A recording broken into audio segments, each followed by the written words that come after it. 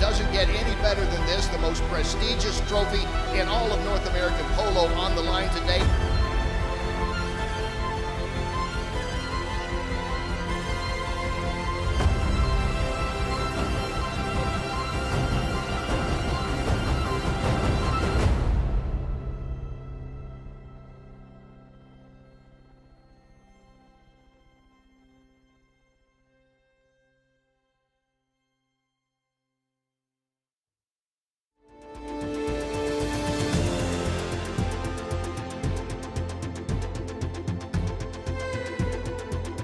Oh man, he destroyed his mallet here. No way, with the handle, look at this, Adolfo Cambiasso, unbelievable.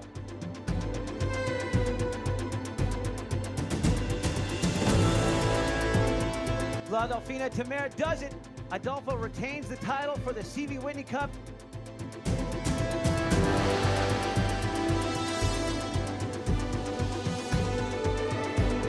Perotto on a rocket ship right here. Look at this play. Perotto keeps it away from his dad.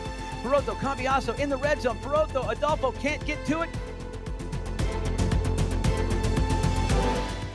35 seconds left to go on the clock, and seals the deal right here.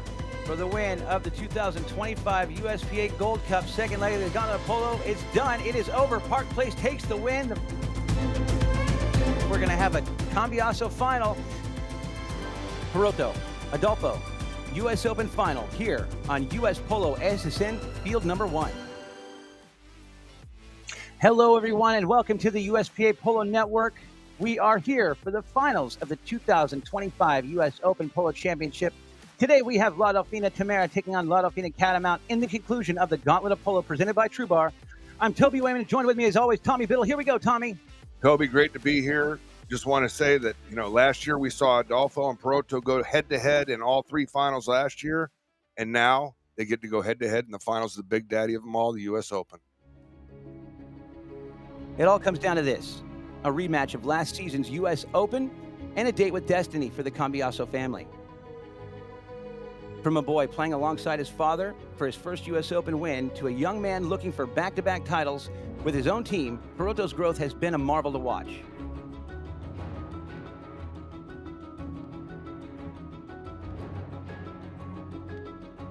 On the other side, at 50 years old, Adolfo has seen and won everything and is still as competitive as ever.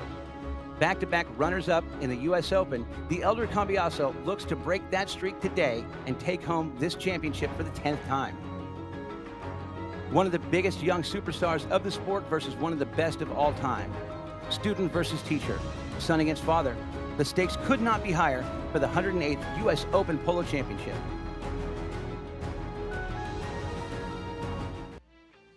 And here we go, everyone. We are at the cathedral that is North American Polo, National Polo Center, U.S. Polo ASSN Field number 1. It's 84 degrees today, 15 mile an hour per hour wind. And yeah, what can we say? So excited to be here. I can't believe the season's over, Tommy, but here we go. Let's start off talking about La Dolfina Catamount. They were 1 minute and 5 seconds away from not even making the quarterfinals. And then Rufino Merlos comes up clutch in these moments, as he's done over and over again, like he did here in the finals of the Open last year. Yeah, last year, he stepped onto the stage in the finals of the Open, made basically the winning goal here. That's the one that broke their back. Yep, for La Dolfina last year. And then he made one of the game-winning goals against PTA in that match, their last bracket game that kept them from elimination. And then this year in the quarterfinal against Globalport. He had the game winner here with 45 seconds left. Once again, coming through in the clutch. What a read. What a play by Jesse. Great team play here all around. And he finished it off here. Always has the same reaction on these goals. You got to love that celebration. It's crazy. And then in the semifinal against Park Place, he had the goal that put him up and pretty much sealed the deal as well on Fletcher here. And just for such a young kid at 16, 17 years old to come through in the clutch like that, it's amazing. It really is. It's been a pleasure to watch. He is something else. He's a great player. His dad put a lot of time and effort into getting him mounted. Let's talk about Dolfina Tamera a little bit here. So they're the only undefeated team in the U.S. Open. Adolfo Cambiaso continues to get the best out of all of his teammates, making all three of his players play above their handicaps. Matt Coppola in particular has really benefited from learning from Adolfo this year, and what a great opportunity for him. Yes, I mean, they started out the season winning the Stevie Whitney, but their rise took a little bit of time because everybody had to find their rotation and how the game worked. And Adolfo has just been such a master general on the field. And, he's getting the best out of Matt, the best out of Diego. Diego Cavanaugh is their leading scorer throughout the gauntlet. And I don't know what to say. I mean, Adolfo, he's like fine wine. He just gets better with age, I think. Well, he's gone from being the greatest individual player of all time to, over the past 10 years, becoming the greatest team player of all time. Exactly. And, you can't speak highly enough. He even said to me last year, he said, I know that I bring the best out in my players, but he said, I don't think I'm 10 goals. I said, no, you're right. You're not. You're 11 goals on a bad day and 13 on a good day. And you're, 50 years old. Unbelievable. And one of the amazing things that we're going to watch for with these two teams, they both average a little bit more than 11 goals a game. But Yes. Dolfina Catamount is first in field goals, second in shooting percentage, and they're last in penalty goals per game. While Dolfina Tamera is second in penalty goals per game. They get it done different ways. Mm-hmm. Dolfina Catamount scores 3 more field goals per game, and Dolfina Tamera scores 3 more penalty goals a game. Isn't that crazy? And they're right there together. So they're right there together. I mean, we're really expecting a really tight, close game here today. It should be so much fun. Very, very excited about this. No player understands a game like Adolfo, and we've asked him, when you're in the barn with a 10-goaler, what can you take from it? Let's say that's the question here. Let's hear what he has to say. I think you have to have a routine. You gotta pass a lot of hours in the barn, and then each horse is another person. So you gotta talk about each horse. They eat different, they train different. So you learn those things through the process of a 10-goaler. That every detail is big, and probably when you are young, everything is the same. You just want to play, and when you get to a point that is very important, the details, and details makes you better. He's so right. My dad always said that too. Then Perotto, he said he's still always learning about those small details, but he quickly rose to that 10-goal status regardless. I think he just has innately in him, he knows that because, like his dad said, he loves horses, so that's their thing. Let's check out this head-to-head comparison of these two father-son, these two players here. Yeah, and I mean, what it goes to show you is that Adolfo is not the goal-scoring machine that he used to be, but he sets up lots of goals. And he gets possession of the ball. He leads everybody with throw-ins 1 and 75 throughout the gauntlet. It's like anticipation, Yeah, and like I always say, I mean, somehow the ball always finds him. You could try and hunt him down to mark him, and he still finds the ball. And he also leads the gauntlet in fouls drawn with 55 fouls, which is almost 5 a game.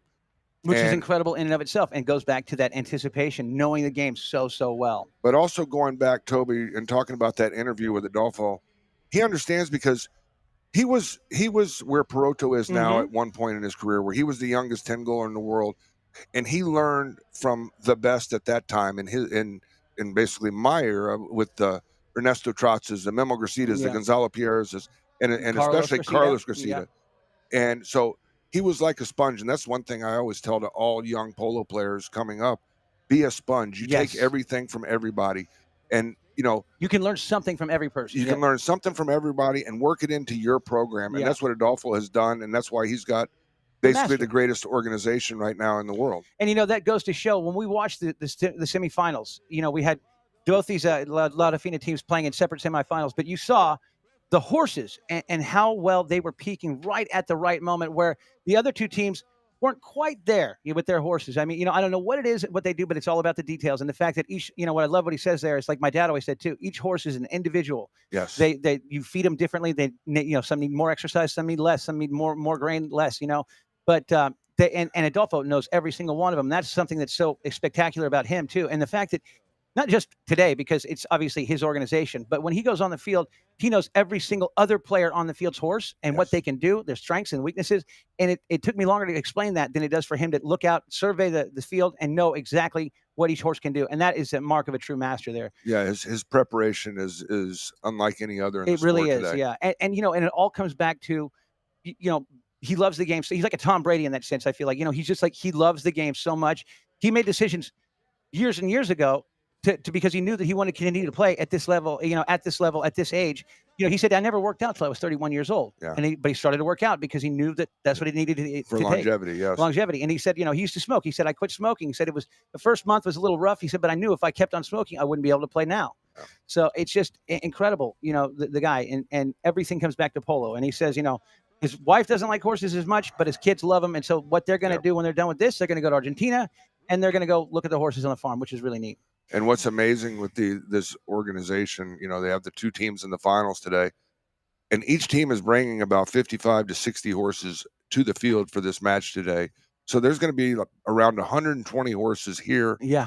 For just this one game today. It's incredible. It's an incredible. And so what goes into it behind the scenes, people don't realize, the amount of staff and the organization that goes into both of these teams that are here today in the finals. And it's just a testament to what they're trying to do and accomplish here in winning this tournament. Yeah, Robert Tito today is going to tell us a bit more about that later on. But right now, we're getting ready for the national anthem here. So it's Carrie Johnson is going to be singing the national anthem. She's a singer-songwriter with a powerful voice and a passion for stage presence. She's best known for original music across a variety of genres. Carrie has traveled across the country, captivating audiences with diverse original music and tribute music. So we're going to go fieldside now for the singing national anthem. By the dawn's early light, what so proudly we hail at the twilight's last gleaming, whose broad stripes and bright stars through the perilous fight o'er the ramparts we watched were so gallantly streaming, and the rocket's red glare, the bombs bursting in air, gave proof through the night that our flag was still there. Oh, say does that star-spangled banner yet wave o'er the land of the free and the home of the brave? Carrie Johnson, ladies and gentlemen. Wow, what a beautiful rendition there, the national anthem. Thank you very much, Carrie Johnson. So right now, they're going to introduce the team's field side. Tommy? Let's do our rosters here, Toby. The rosters are sponsored by DeLorean AI. DeLorean AI, medical AI, a better way for better care. And here you go. So La Dolfina, Tamera lining up with Alejandro Prama playing number 1, Matt Capola number 2, Diego Cavanaugh number 3, and Adolfo Cambiaso, the GOAT himself, playing number 4. And then for La Dolfina Catamount, Scott Devon playing number 1, Rufino Merlos number 2, number 3, Peroto Cambiaso, and Jesse Bray, all day Jesse Bray playing number 4 there. And then for our mounted officials, it's going to be Kaina DeCoit and Martin Pascual. So congratulations to Kaina getting his first U.S. Open here. And then third man is Kimo Hosen, and the replay official is Guillermo Villanueva. And while these players are getting on their first chucker horses, we asked La Dolfina manager Robert Tito Zeta about what type of horses Adolfo and Peroto like. So let's check that out right now. Yeah, the different type of horses Now I believe Adolfo is looking for something more handy, more easy, more smooth, and Poroto is all about power. I mean, it's not a horse that run enough for Poroto because he has such a talent that for him hitting the ball is not an issue, you know. So he can hit the ball here, there, whatever. So he just needs the horse to run and pass people and more people and more people. That is the difference. Adolfo is looking more for something comfortable to hit the ball, you know. Very cool. Love to hear that. All right, they're going to have their ceremonial coin toss here to choose direction to see who's going to get the ball for the first throw in here. Yeah, like Tommy said before, Robotito Zeta told us they're bringing between 55 and 60 horses apiece to the field. 120 horses. That's just incredible. It's amazing undertaking just to get them from the barn to the field. Yeah, the trailers, right? Yes, exactly. And no, it's incredible and great to see. And one other thing, you know, just Toby, you know, getting into our game and talking about the goals and whatever, and we have some stats here that I just thought was absolutely amazing. You know, we talked about Dolfina Tamera scoring more goals on penalties than Dolfina Catamount. What I was going through some of the stats, looking at the penalty shot stats, you know, one of the toughest penalties, the toughest penalty is the penalty sixes this year. That's like 30% getting made. Adolfo is 4 for 4 on those penalty sixes this year. He's 100% That's incredible. on the safeties. Yeah. And then, you know, I was looking here, and Diego Cavanaugh is 100% on penalty twos and 79% on penalty threes. So he's making all their open goal penalties, I mean, 90% of the time. So one of the biggest things here is we didn't, you know, if I'm the coach in Dolfina Catamount, we cannot give up penalty shots. We have to play a clean game. Oh, absolutely. Yeah. And then if you look at penalty goals per game there, on average here, Dolfina Catamount is 1.60, and then Dolfina Tamera is 5.20. So there again, don't want to put Adolfo and Tamera on the penalty line. Throw-ins one are just about even, 11.8, 11.6. Yeah. And so only 44% for Dolfina Catamount on penalty conversions and 78% for Dolfina Tamera. So that tells you there, don't want to foul and give up fouls right there. Okay, so right now, let's go ahead and check out our first chucker horse list here as you come up here. So you are lucky. Let's see, where is Poroto Cambiaso? Yeah, there you go. Yep. Dolfina, you are lucky. Binter for Adolfo. He's been starting on Binter. Cell Tower for Jesse Bray. Sabrina for Rufino Merlos. And Machitos Murphy for Scott Devon. Lamore Dolores for Ali Palma. MC Last Dance. He always starts on Last Dance. He has been starting on her the whole season. Lamore Molienda for Diego Cavanaugh. But Binter, this is a fantastic horse right here. But I love this You Are Lucky mare that the Poroto's coming out on here. She's a tiny little thing. I didn't realize till I went over to the barn last year and I saw her. She's like barely 15 hands, you know? Yeah. Great mare. Really, really great. What's going to be interesting to see how this game starts, Toby, between these two teams. Dolfina Catamount, most of the season has always started really strong and really well. Their biggest problem has been where they've kind of gone through a lull about the fourth chucker. Yeah. Fifth, sixth, and allows teams back into the game. So it's going to be interesting. And these two teams have played twice against each other this year. They're 1-1 against each other. So this is the rubber match. And it'll be very interesting to see, you know, how this all shakes out today. And, you know, how exciting also, too, is this. So we were talking before the game, you know, one way or another, we're going to have a new American win the U.S. Open. Like, that's so correct. cool. I mean, we might have two Americans win the Open if Catamount wins. But it'd be great. I'm so happy for Jesse Bray and Matt Coppola both finally getting into the finals of the U.S. Open. And Scott Devon for that matter. And Scott Devon. But, you know, as far as Matt's concerned, Matt is listed as a winner of the U.S. Open with Lechuza Caracas. But that was because he was on the team and he played one game prior to that. But Matt always says, listen, I haven't played in the finals of the U.S. Open. So until I win it in the finals, that's when I get my name on the trophy. That's really cool. That's good on Matt's part. And so I think it's great to see these two homegrown professionals playing. And, you know, I'm excited for them all. I'm excited for the finals of the U.S. Open. It's a great day, great setting. Me too. And it is a packed house, Toby.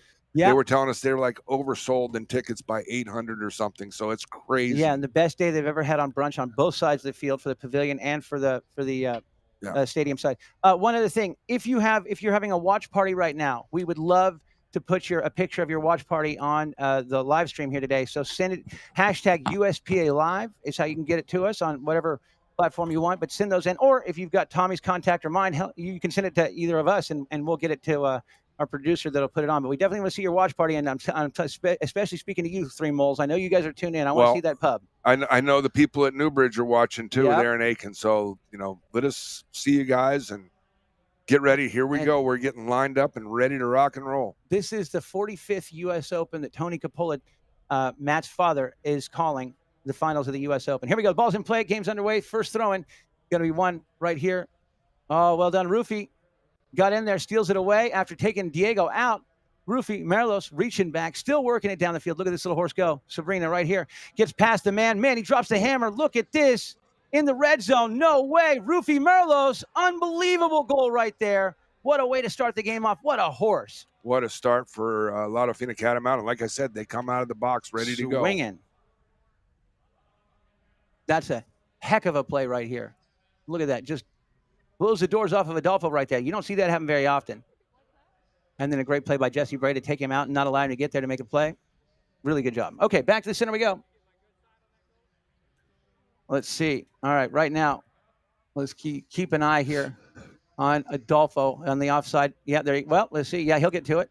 Adolfo Cambiaso had the offensive side of the throw-in. He's able to win the throw-in there, and then it's going to be picked up here and taken by Matt. Matthew Coppola, brand new father right here. Just had a baby a couple weeks ago. And now Matt going to take off running down the right-hand side. So I know he's sleep deprived because you won't sleep for the first 3 years when you're a new father. Now Matt coming in, leaves that ball behind there for Diego Cavanaugh, who digs it off the boards. Diego taps it forward, winds up, going to fire from right to left at the goal. Let's see the shot going. It's just right there. Oh, man, it was going too, but great save by Perotto. And then Coppola will come back to it. Matt gets there quickly, turns this one back around. Now Matt getting away from Perotto. Perotto makes the hook, steals that ball away from him. They're going to keep it away. His dad steals it back away from him. I love this. Old bull, young bull. Now back to the inside. Adolfo Cambiaso breaks back around. Now he's moving. I don't think you'll see a whistle there. Now it's going to be Jesse Bray comes in and steals it away from Cambiaso.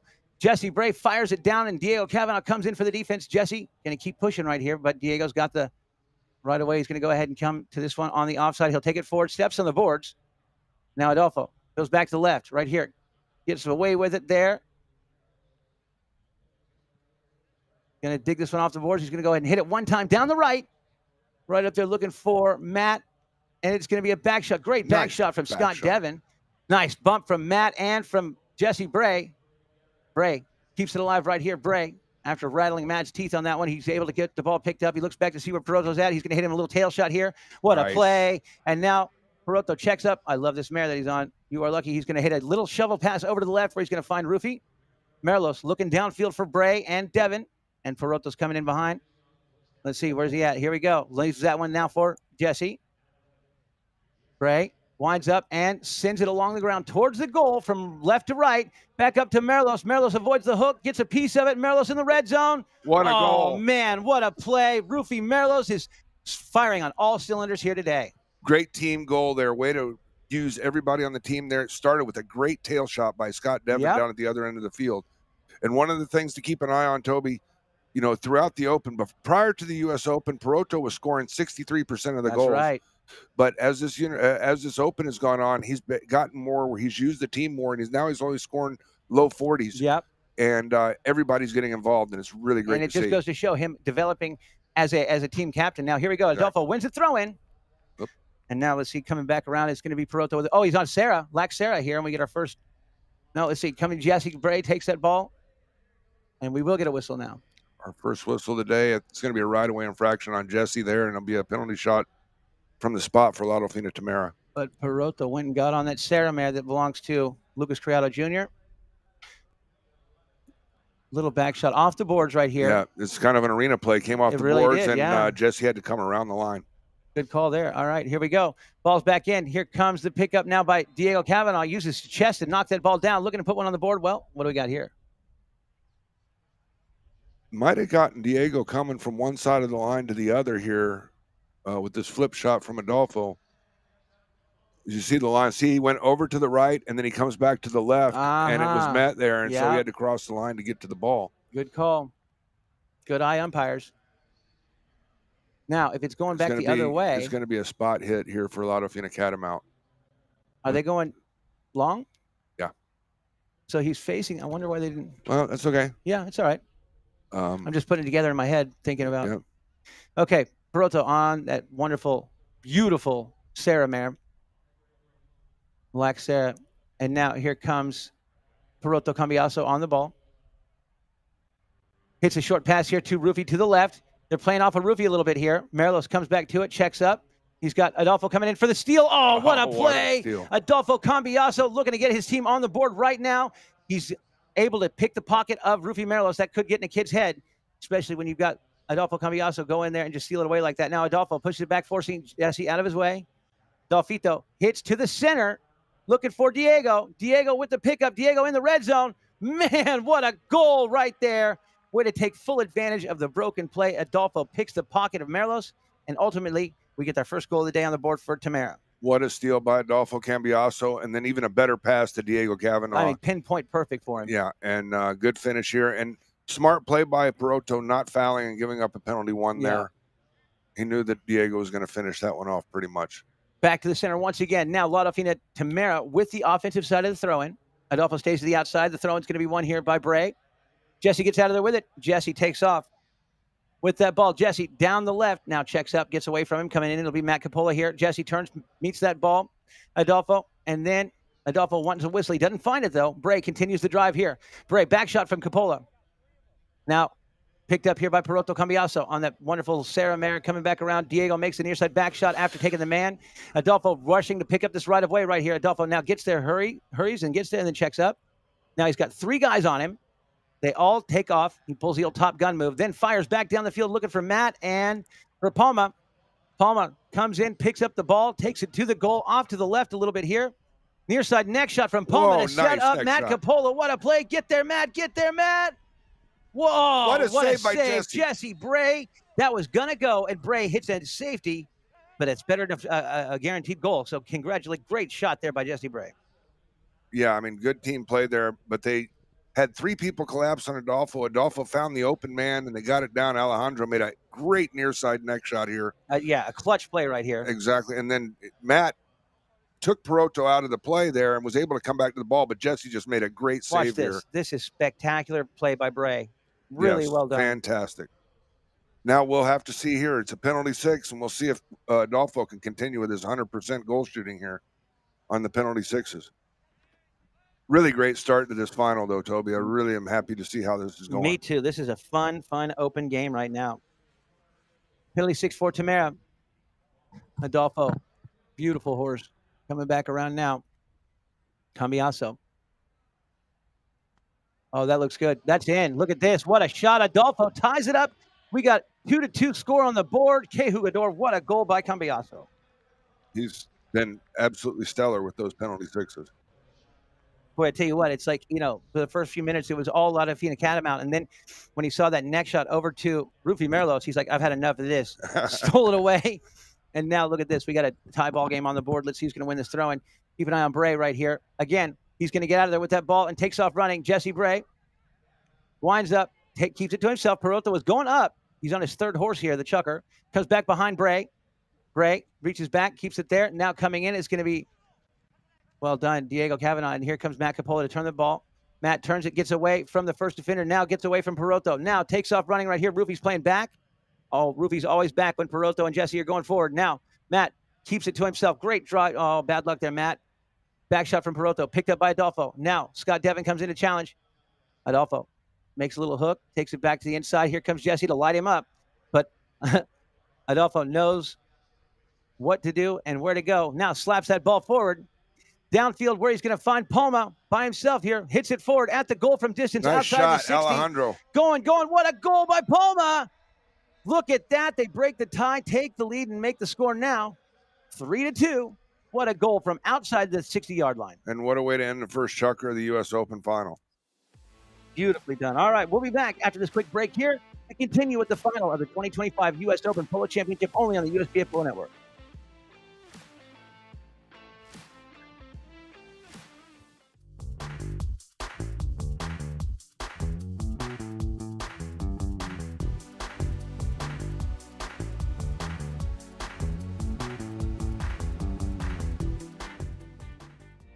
the most prestigious polo tournament in the United States, and arguably one of the most sought-after titles in the world. The U.S. Open Polo Championship is the culmination of America's high goal winter season. This year marks the 108th playing of the tournament, which has been played each year with exceptions for breaks during World War II and for COVID in 2020. The engraved silver U.S. Open Polo Championship trophy was designed by artist Sally Jane Farhan and first presented in 1910. The tournament and trophy spent the 20th century traveling our great country to clubs such as Meadowbrook, Retama, and Oakbrook before finding a permanent home at the National Polo Center, then known as International Polo Club, in 2004. Hall of Famer Memo Gracita holds a near unbreakable record with 16 U.S. Open Polo Championship wins, the first coming in 1977 with Retama Polo Team, and the last in 2004 with Isla Carroll Polo Team. The first season it was held at IPC here in Wellington. Welcome back, everyone, to the USPA Polo Network. Getting ready to start chukker number 2. Here we go. What a fantastic chukker for Dolfina Tamera. Both teams. It started off all Catamount, then all Tamera at the end. And let's check out the horse list coming up here for our second chukker play. You know, you got Gaetano coming out here for Jesse Bray, journalist for. I'm Gaetano for Perotto Cambiaso. Jesse Bray is on journalist. Mosca for Rufi Merlos. And then Dolfina Percha for Scott Devon. And then Alejandro Palma Año Delme Ajiata for Diego Cavanaugh. This is a really nice horse. Ana, J5 Argentina Ana. And then for Adolfo. And then for Matt Capola, we have Princesa, Lavinia Princesa. And look at this. This is what's the passing of the torch, maybe, between Adolfo and his son. I mean, from 1991 to 2020, Adolfo won 7 CV Whitneys, 14 Gold Cups, and 8 U.S. Opens. Look at that. But since 2021 to now, they both won 5 of these apiece. Yeah. And, you know, Perotto's won the last 3 Gold Cups, and he won the U.S. Open last year, and his dad has lost in the finals the last 2 years of the U.S. Open. Wow. So, very interesting to see. I mean, Adolfo has, between the CV Whitney, the Gold Cup, and the U.S. Open, what makes up the gauntlet, he has 34 titles. That's unbelievable. That's so fantastic. cool. And one thing that Perotto has right now over his dad, he has 5 titles in the gauntlet versus 4 to his dad. That's impressive. Before 20 years old. Incredible. And yeah, he can't even go and celebrate really this afternoon, this evening. Adolfo wins the throw and takes off running right here. Cambiaso at the goal. He fires. It's going, and just wide. Great situational awareness there from Perotto to let that ball roll over the back line wide. It almost, Toby, to me, feels like the beginning of the game happened, and it took Adolfo about 4 minutes to acclimate, if you will, to realize what his game plan was going to be. Yeah, to put it together. And then he made that steal, and the whole thing changed. Look at Gaetano here. This Gaetano that Perotto's on was the best playing pony in the semifinal the other day. Yeah, and this horse played in the quarterfinal. It played under Perotto and under Jesse. Yeah. Now, here you go. Jesse Bray back to the inside. Here we go. Jesse drops it back to Perotto, jumps on it right here, turns it back around. Perotto even credits this horse as his best horse right now in his string. He says, Gaetano, how awesome is that? He said this horse should go with him to Argentina is what he'd like to do. They'd like to take it down there. He's got all the attributes. Here comes the next shot from Perotto Cambiaso. Down off to the right, setting up Scott Devon. Devon with a next shot here at the goal. Good try. Nice try. Over the back line, we're going to knock in here for Catamount. And I expect Perotto to play this Gaetano horse probably at least 2 more times in this match today. And I think the horse gets better each time. Every time. I agree completely. He's one of those. There's no bottom to that horse's gas tank. Let's put it that way. All right, Dolfo on Ana here. He's going to hit it over to the left where he's going to find Diego Cavanaugh coming in here on Ajiata. Diego taps for, and then it's going to be Diego to get back to it here. Jesse comes in. Jesse steals it away. Well done, Bray. Now Adolfo and Jesse come together. Adolfo wins the play. Adolfo, wow, what a play. Hits that one back instead of trying to win the sword fight against Jesse. He hits to get a little back shot pass to Diego Cavanaugh. And then Perotto Cambiaso turns it back up the field here. Watch this play right here. Perotto, he's looking like he wants to shoot at goal.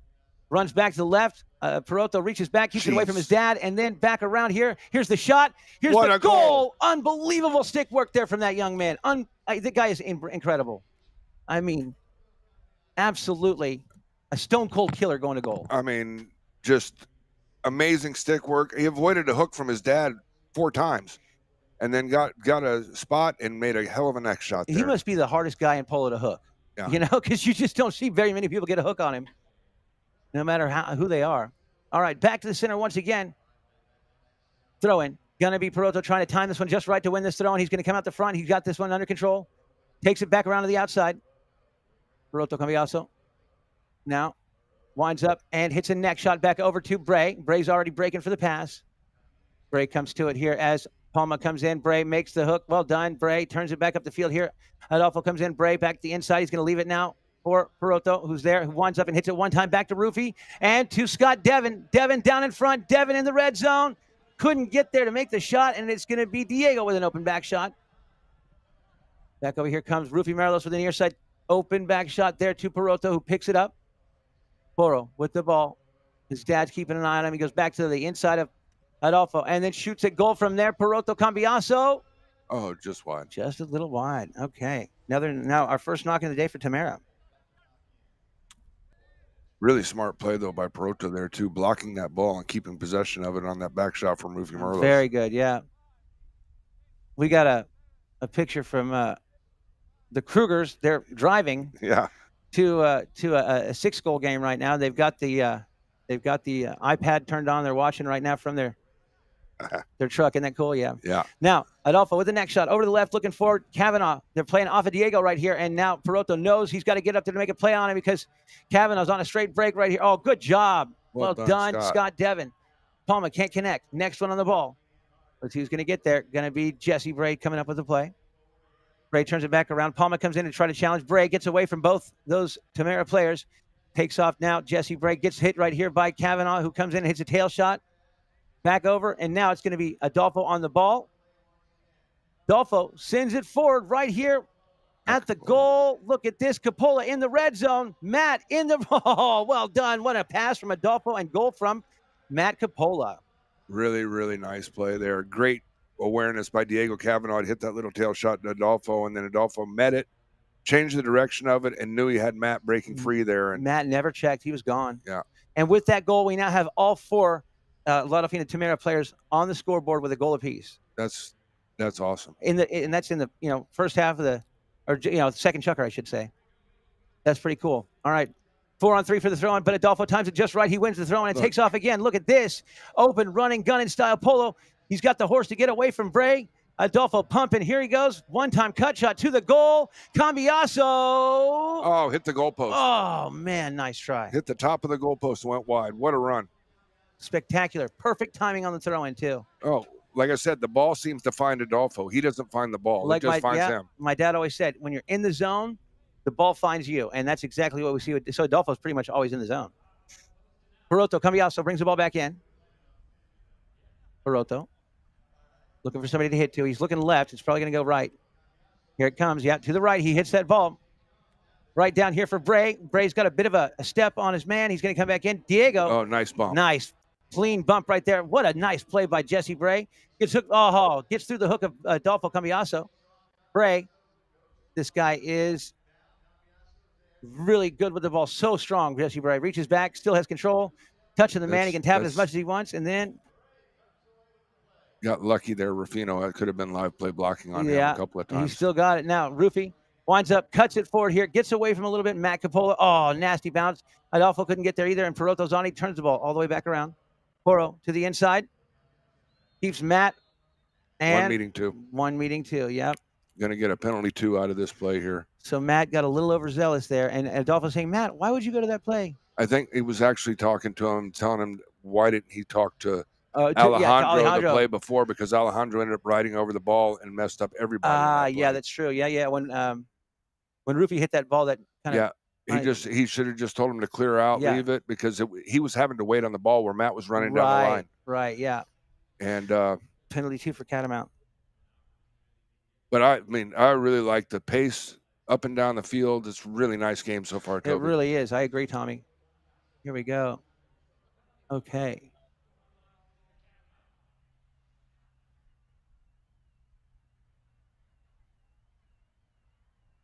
Got a shoe on the field. Oh, an Herradura there.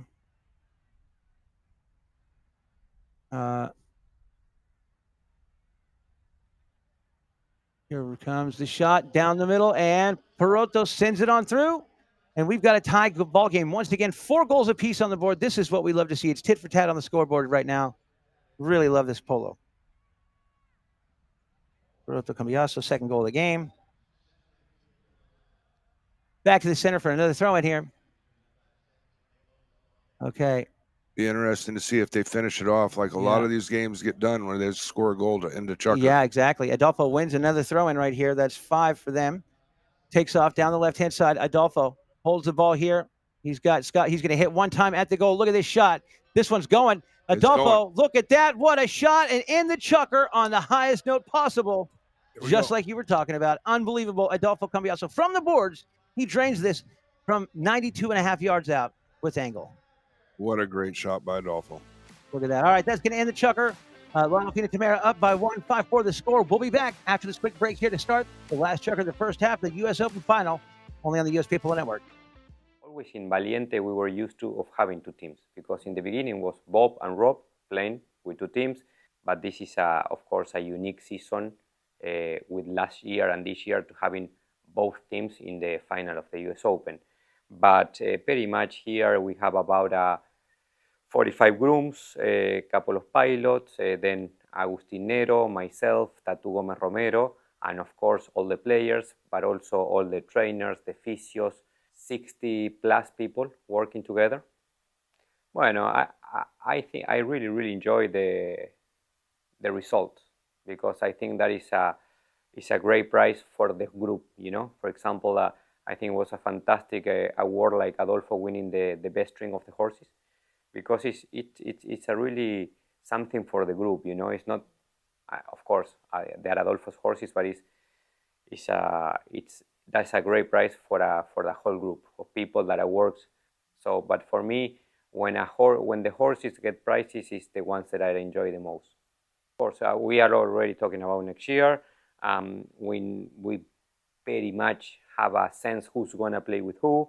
So we are already planning which horses are going to stay here to next year to play the gauntlet, and which horses might come from Europe or from Argentina to the gauntlet. Yes, of course, we are already thinking on next year's gauntlet. Well, and of course, it's a special season, and don't have Bob here. He's with us. He's because we are at his place at the Jornavas family barn that I think is the most spectacular barn in the world. That is a big part of the success of Tamera and Catamount. I think being here also for Sarah Magnes, that she was here for the last few years. I think this barn have a lot to do with the success of the teams, and I wish that Bob was seeing all this and seeing the team father and son being back in the final. But well, you know, I know that he's here with us also.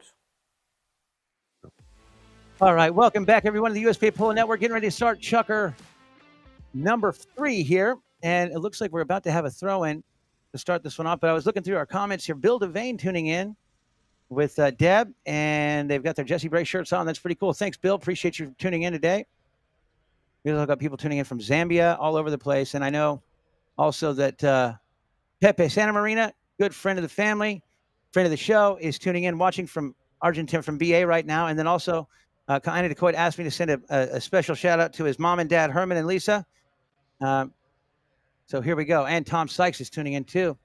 Now, ball coming back around. It's going to be Matt coming out of there with that ball. Coppola taking it forward. Matt now loses the play, and here comes. Oh, I just saw a shoe fly. Yep. And last game of the season. Yeah, exactly right. Rufy drags it back around here, trying to keep it away. Diego says, "Not on my watch, kid."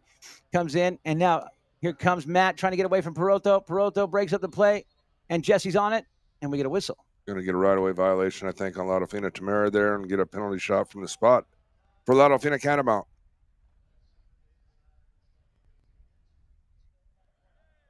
It's been that play there was probably the stickiest play of the whole game so far. All right. Yeah, exactly.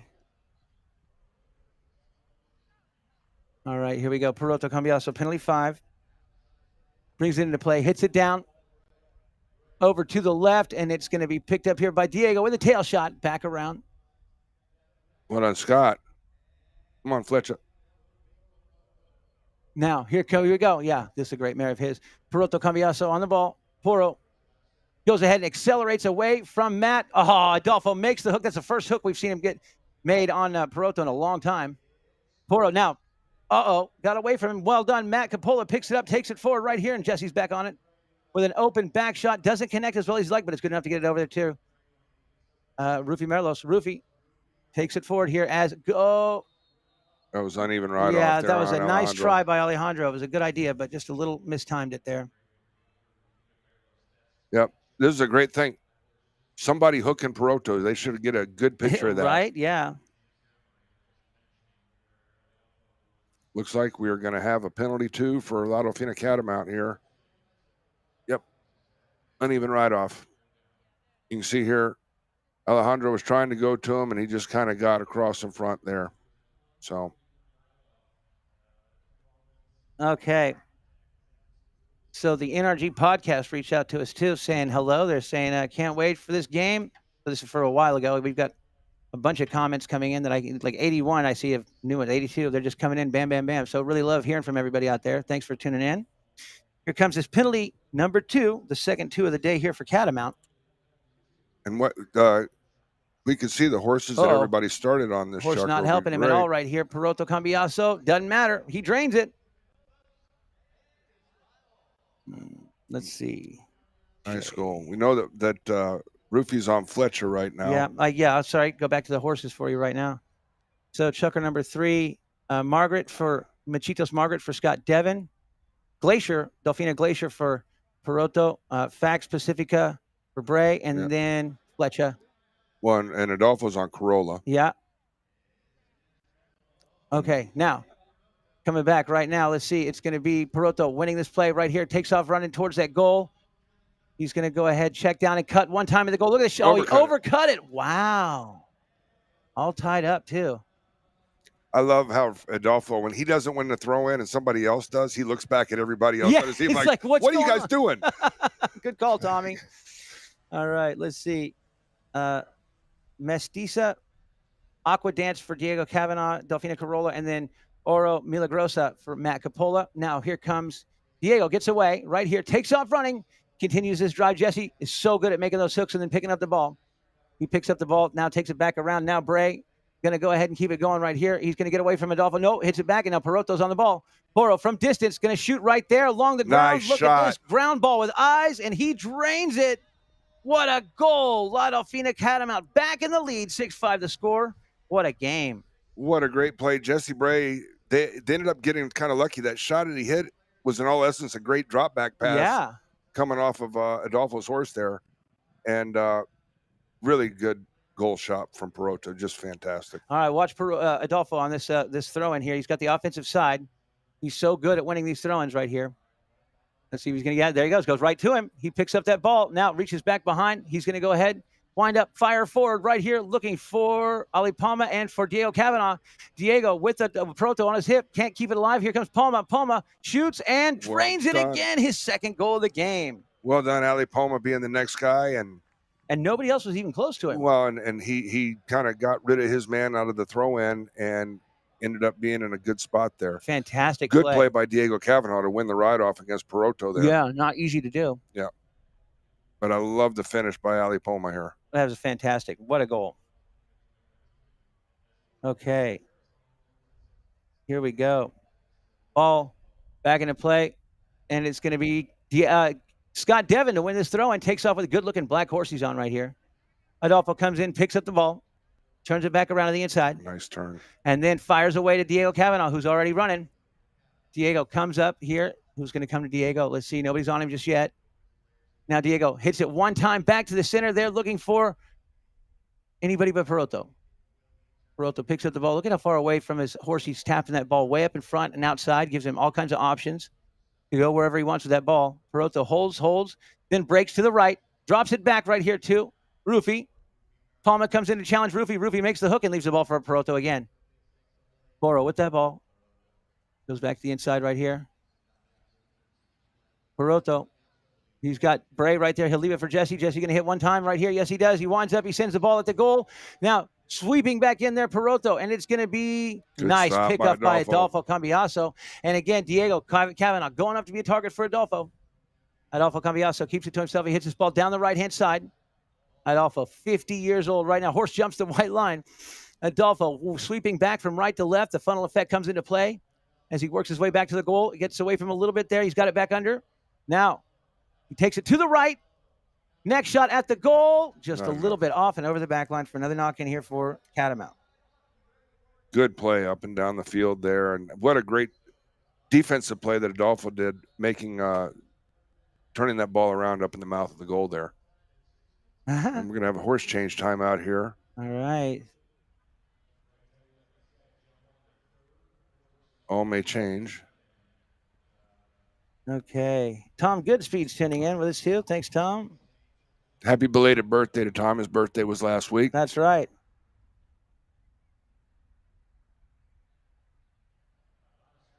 And once again, happy Easter to everybody out there today. Beautiful day here. Packed house at National Polo Center. I've never seen this many people here before. Yeah, I know, right? I mean, it is completely, like we said before, oversold. Well, Ernie Darkea says, gringos, pronounce it right, Gaetano. Well, we are gringos, so we're going to say a gringo way here. Here comes Peroto Cambiaso with the ball. He's going to hit it back over to the left right here for Rufino. Rufy winds up, sends it forward. Adolfo is right there just in case. Now here comes Jesse Bray, goes for that one there. Let's see, it's going to be Peroto coming in hot, man. Look at this, like a bullet. He gets that ball at the 60 to the right, can't keep it alive. Jesse gets a piece of it, and now it's going to be Matt Capola back on the ball. Matt taking it with him right here, and Jesse. Hello. Going to get caught here, it looks like. Uneven ride-off from Bray. Man, we've only had like a handful of whistles so far. This is fantastic. It's been a nice open game here, and unfortunately that ball got away from Peroto because Jesse made a great play. You know, he's wearing the number 4 shirt, but he's really in essence playing number 2 and just really hustling and working hard to open up holes for Peroto. All right. Here we go. Yeah, 4 fouls against La Dolfina Tamera and 1 against La Dolfina Catamount so far. Look at that. Okay. All right. So tied up 6 goals apiece. Let's see 121 left to go. Let's see if Adolfo keeps his standard here and scores in the last part of the chukker here to finish off the chukker. We could see 2 goals, with the way these two teams are playing. All right. Adolfo brings the ball into play. 1:20 on the clock. Adolfo pump fake, keeps it to himself here, looking for somebody to hit to. He's going to hit it to the right over to Diego, who's right there being put in the pocket now by Rufino Merlos as Peroto comes in to challenge. Yeah, Peroto makes a hook on him, but now Diego gets away from Poro. Here comes the next shot at the close, but not enough. Over the back line wide. We're down to a minute left to go here in the third chukker. There was too much time left in the chukker for him to go ahead and score that goal. Exactly. They're not ready yet. Not ready yet. Yeah. Okay. Catamount, knock in. Peroto brings the ball into play. Jesse breaking first right. And then let's see. He's got Rufy playing close to the left. He's going to break to the right. And here comes, no, he doesn't like it. Peroto's not there yet. Now here comes the shot to the left for Jesse. Jesse comes back to it right here, sweeps wide around, picks up that ball. There's a 30-second bell.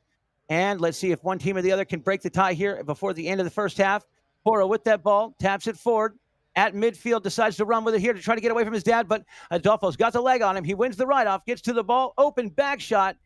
Matthew trying to get there, but picked up now by Peroto Cambiaso. No, you're way late, Yeah, Matt. No way, Matt. Not even on the line either. Now here comes Poro one time What a at the shot. goal. Look at this shot. Going. Oh, Rufy couldn't get there. Oh, what Nice a way to try. end the first half. Man, what a fantastic half of polo we just saw right there. We're going to, remember, longer than usual halftime this is our feature game of the week. So we're actually going to show you an interview that we got to sit down with Peroto and Adolfo. We're going to show you that. Then we're going to come back for an interview with Abigail and Nico Escobar, right? Yeah, so Abigail Cassette and Nico Escobar. So we'll be back here on the USA Polo Network after halftime. Yes, a little bit. We have different types, I think. So Probably. I like my type anyway. I like a lot of mouth and athletic, very good in the short, and probably he likes more power. yeah, a bit more power for me. No, I do my plan. I know which horses I'm gonna play. I did it all season, and I pretty much did double match the whole season. So I have my list of 6, and I try to keep on with that list. Yeah. Yeah, I do the same. I play in less horses than him, but I do my list and I don't. I do only my list. Yeah, I did. I did. I mean, yeah, we got some. First, when we started the season, I thought that was gonna be a long season, and I bring 3 from Argentina in the middle of the season, and the 3 of them are gonna play tomorrow. Actually, one is playing by him, that I save him, actually, because I bring him for me. So he was a bit short, so I give him one. Good daddy. I'm playing another one, and I might give one to Matt tomorrow. It's one. Mine name is Kate Moss, Cuatro copas. Cuatro Copas, and Maniática. Maniatica. It's played by. It's gonna be played by Matt. They're new. They're only 6 years old, and yeah, they're doing well. We saw it in the 16 goals that was playing with the Negrito, and I'm a big fan of Negrito, so I asked if he let me play her, and he said yes, obviously. And I want to thank Negrito for giving me that horse, and she's unbelievable, really nice. Because she was playing 2 checkers every game, and she runs a lot. And No, I didn't see it, but obviously, we have to thank Negrito that he did, and his father, he gave him Poroto's prodigy to play her, and yeah, it was amazing to let a horse like that to him to play. It was really good action about them, and we gotta thank them. For sure, it was one of his best mares, and it's been one of his best right now. So, yeah. Gitano is a machine. I think right now is my best horse, and I think that horse is for Argentina. Really, really complete horse. So I want to thank Jesse a lot that give me Gitano. We know the horse for a long time. Jesse's been doing amazing with that horse, and Poroto in a game that we play against each other. He lost like 2 or 3, so we were kind of. That's the time that I bring some from Argentina, and we saw Jesse. He can manage other ones, and he gave him his best horse to Poroto, and the team kind of improved since he got the Sara and Gitano. I think he improved a lot. I think we started the US Open a bit bad. We lost a couple of games that against power plays we were winning by 5 or 6, and we lost at the end. So I think that 2 games we lost, but we played really well. But I think now we are playing much better the last 2 checkers or last 2 minutes of the game. So I think that's what we improved in the last tournament, on the last couple of games. Yeah, no, I think he played more smart with the team. He's using more the teammates than him playing by himself. So I think he's making Jesse and Rufino and Scott playing better. So, and this is a team game, and there is some things that he needs to obviously to get improving. And I think the last couple of games he did it better. I'm not gonna say much because I'm playing tomorrow, so don't push me there. For me, it's really nice. A good opportunity to be alone and to make my own teams and my own decisions in and off the field. And for me, it's good experience and good opportunity to be alone in my team. You have many, no? I have many. Ernesto Trots, Gonzalo Pires, Memo, Carlos. Carlos was really, I played when I was 16 with him. 15, 16, it was amazing to play with him. Learn a lot. So Carlos is one of the guys that Ernesto Trots too. Gonzalo Pires. I had 4 or 5 guys that I've been lucky to play, and that they were in the top level at that moment, and there were 10 goals. And you always, in the barn, you learn many things from each of them, and you try to get the best out of all of them. And I think it was amazing for me. Great experience, and obviously, they were my mentors. I don't know. Besides you, Pelon, Juan, Jejo. I learned a lot from Jejo, Diego, that I used to play when I was really young. Yeah, So, yeah, good teammates. No, right there at home. Yeah. No, usually we don't fight, so we end up well. Obviously, whoever wins is more happy. No, we didn't fight the last couple of years. a couple of 3-2. Bueno, that's what I mean. And we end up pretty good. He's been beating me a little bit too much, but the last game I beat him, so let's see. I've been losing too many because last year I lost 2 finals against them. I won 1. I lost the 2 important ones. Now we are and now we are 1-1 this year. But he beat me in England too in the quarterfinals of the Queen's Cup, so that's another one. I do. I do. But sometimes one game is more important than 3 or 4, so let's see.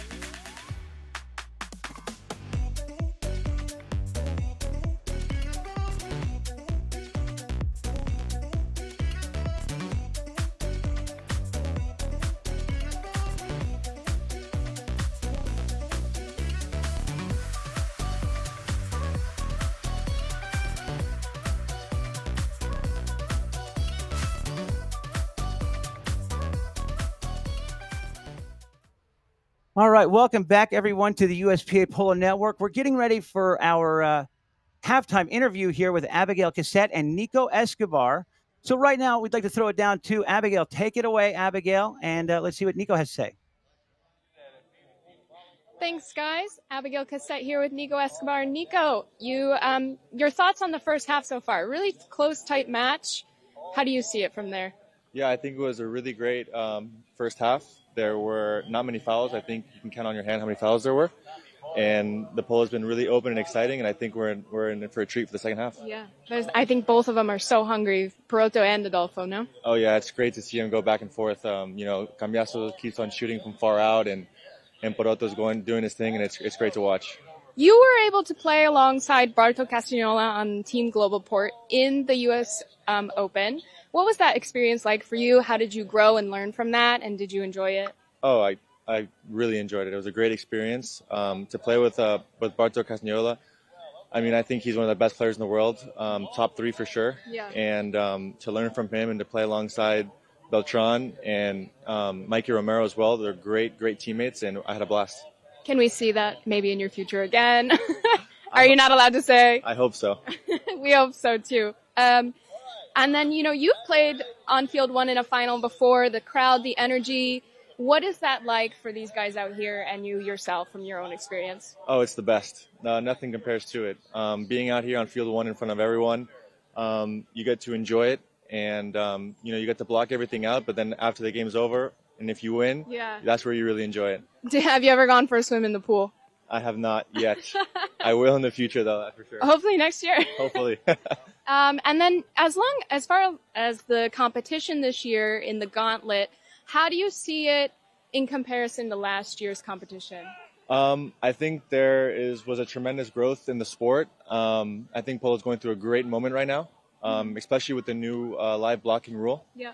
I mean, it's anybody's game. Yeah. I mean, we haven't seen the same teams in the past 3 finals, so that just tells it for you. So I think people are enjoying watching the game, and I think the new rule is great. Yeah, it's almost like refreshing because you're seeing them actually utilize the horses, the field. It's definitely a breath of fresh air to watch. You know, you need fast horses now. You need more thoroughbreds in the game, and I'm excited to see them come back.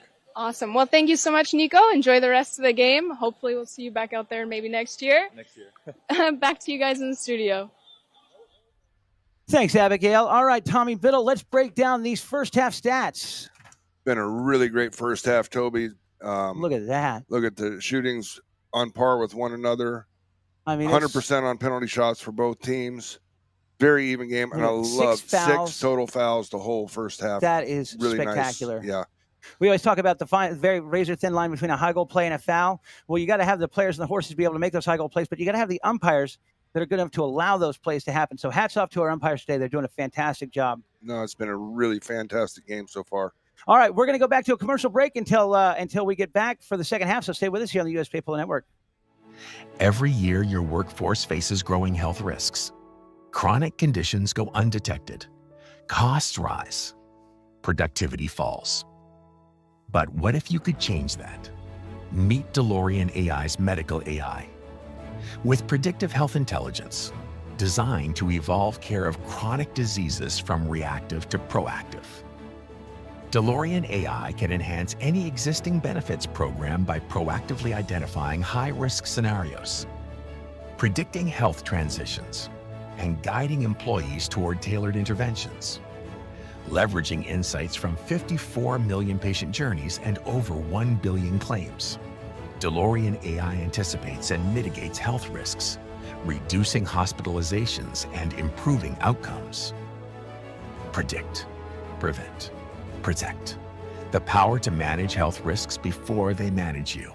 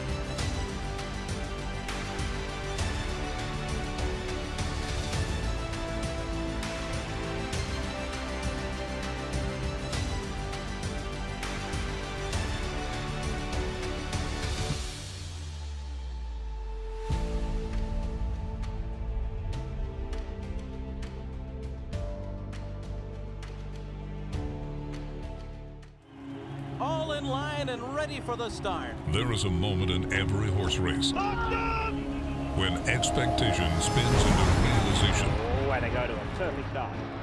That no one's going to catch your horse. Unbelievable! And they're into the stretch. And you probably also thought to yourself, wouldn't it be even better if I could truly call that racehorse my own? Well, why couldn't you? At Flanagan Bilton, we lower property taxes on commercial real estate, whether it be office, retail, hotels, or any other commercial property. We've done it all. Established in 1967 and covering all 50 states, our expertise and technology is unmatched. Streamline your property tax management and let experts help lower your property taxes in all 50 states. Choose Flanagan Bilton.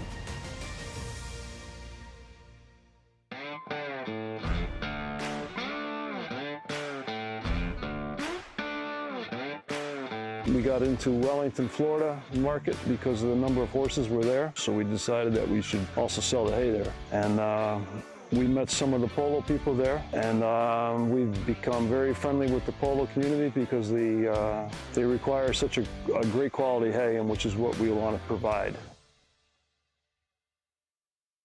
The Taqueria to me means community, new beginnings, family.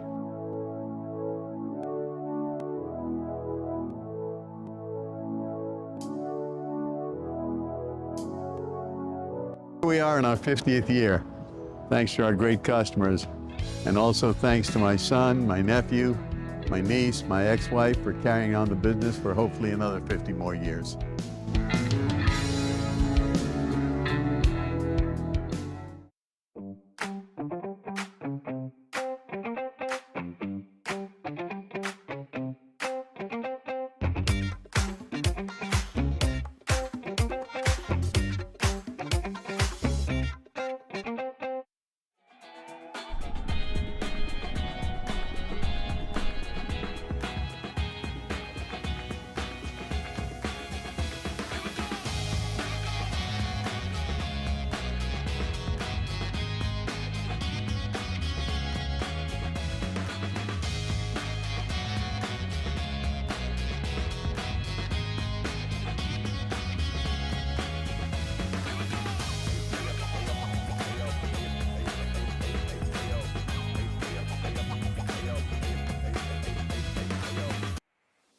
All right, welcome back, everyone. Getting ready to start the second half of the finals of the 2025 U.S. Open Polo Championship.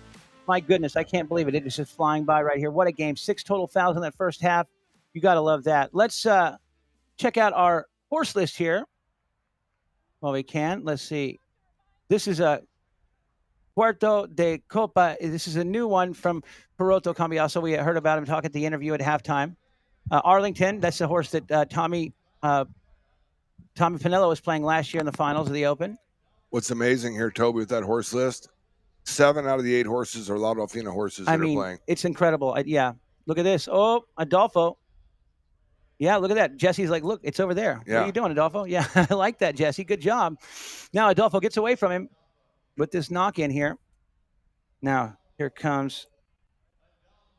Let's see. It's going to be Adolfo hitting this ball back up. Here comes Scott Devin for the defense, former 4-goal player. Hits a back shot here. Out of the air by Perotto. Well done, Poro. Coming back. Perotto takes it with him. He's got Ali Palma right there, too. Look at this horse. What a play. What a move by Perotto. Cambiaso can't get back to it. Adolfo gets there.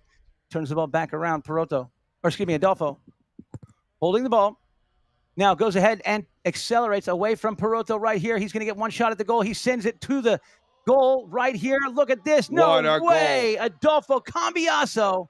Unbelievable eye. And there again, both Cambiasos are straight up stone cold killers shooting a goal. No, but what was amazing here is when Adolfo turned it, you can see him take a little glance at the goal. He knew where he had to put that ball. And just a fantastic goal by Adolfo Cambiaso. The guy is incredible. He knows, like in that one glance, like you said, he knows where the goals are, exactly how he needs to hit the ball. He broke to the right just enough to get it enough space to be able to hit that ball and put it on through. Ball's put back into play. Throw in is going to be one right here by, let's see, Perotto Cambiaso. Poro there. Now, coming in, Diego takes it forward, and Jesse breaks up the play. Now, Matt comes in and try, but Perotto gets control. Perotto has Ali Palma putting pressure on him now. Oh, he put it there. Yeah, he did. And so you won't see a whistle there. Now it's going to be Perotto still with the ball. Hits a little shovel pass up here to Scott Devin. Great play by Perotto up to Devin. Devin with a neck shot to the goal. Doesn't quite get the angle he's looking for there. Picked up by Diego. Diego turns it back to the right. Well done. Diego gets away from Jesse. Avoids the hook from Bray. Gets the hit right here from Perotto. Nice horse by Diego there. Seriously, beautiful horse. Now, coming back here is, that's no wonder that's, let's see, Clonos. That's the Lapa clone. Now, nice move. Both Adolfo those horses gets out of there. I mean, they're incredible. And this new one here just came up from Argentina here for Perotto that he's on. Now, Adolfo still working it down the field. Adolfo Cambiaso looking good. Now he's going to get there. Let's see. Perotto moves in to pick up the play here and gets out of there with that ball. And let's see. That's Jet Cost there that Adolfo is on here. And now coming back, it's going to be a little flip back shot there to Bray. Gets away from Adolfo. Takes off with this ball. He's got downfield. He's got shot to the left here for Rufy. Rufy Merlos riding hard to get there. Palma comes in to kind of try to apply some pressure, but look at Diego going straight back. Oh, that doesn't happen very often. But it'll be picked up here by Perotto Cambiaso. I'll take it forward with his dad, keeping an eye on him. Poro turns it back up. Pump fake. Keeps it to himself. Gets his dad to shut down. Gets away from his dad. Takes off running right here. Perotto out of the air. On the bounce. Incredible hand-eye. Gets away from the man. Gives it there to Rufy. Rufy follows up his own shot. Merlos in the red zone. Right now, Rufy from left to right. Back in. Can he get it done? Matt jumps on the ball. And then Perotto wins the ride-off. Matt still with the ball. Giving a pass back up here to Diego, having a fantastic play by Matt Capola. Diego back to the inside of the defender. Diego with a neck shot back to the left for Matt. What a play here. What a read by Diego. Back over to Capola, who's got some speed right here.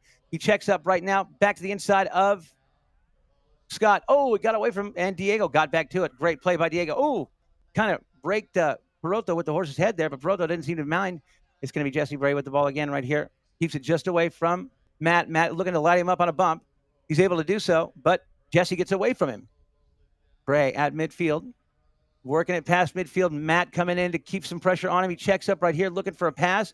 He's just going to leave it for Perotto's by himself. So somebody was off their man right here, and Perotto's going to try to make him pay for it. Drops it back right there to Jesse. What a play. I love this. Bray drags it to the left. He's got Perotto behind him. He'll go ahead and get two guys to commit, and then he'll drop it back. Adolfo wins the ride-off. Oh, the master. Now back shot from Capola. Back for Adolfo. Coming in, it's going to be a good play by Jesse to allow Scott to make that back shot, and Perotto's on it. Poro on the ball. 3 minutes on the clock. Looking for a shot at goal right here.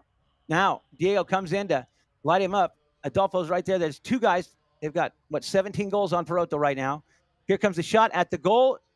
Comes up a little short, and Adolfo will get to that ball. No, he'll let Diego. Couldn't quite get there. He did get there, actually. Never mind. I take that back. Diego.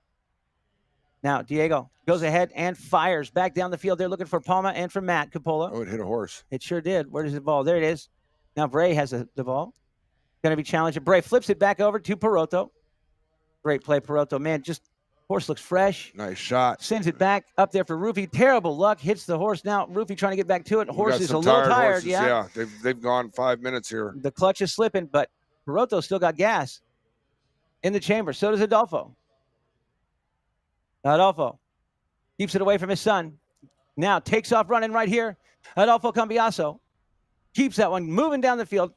Adolfo going to take it down the field himself right here. He's got nobody to hit to. Nobody's got horse up there to go for a pass. Now he hits it up there for Matt. It's going to be deflected. Next one to get to it is Perotto Cambiaso. Poro with that ball. Is he on Ronaldo here? I think that is. Now works it down. It sure looks like it. Now here, can he get back to it? Yes, he does. Reaches back, let that one get away from him. Yeah, that is Ronaldo. And now it's going to be Adolfo. That's his stallion. Now, Adolfo working the ball back around. Cambiaso gets held up there just long enough. Perotto takes a couple shots at him. And now Adolfo will let Diego have the ball. Oh, he's going to go ahead and send this one back up there to Palma.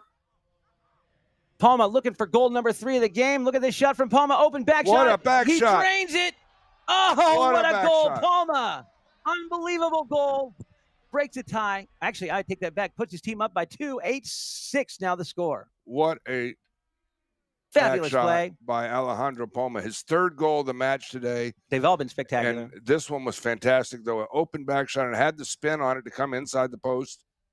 And you can see, these guys, they were all kind of struggling towards the end there with the horses. There were some few tired horses there. Oh, man.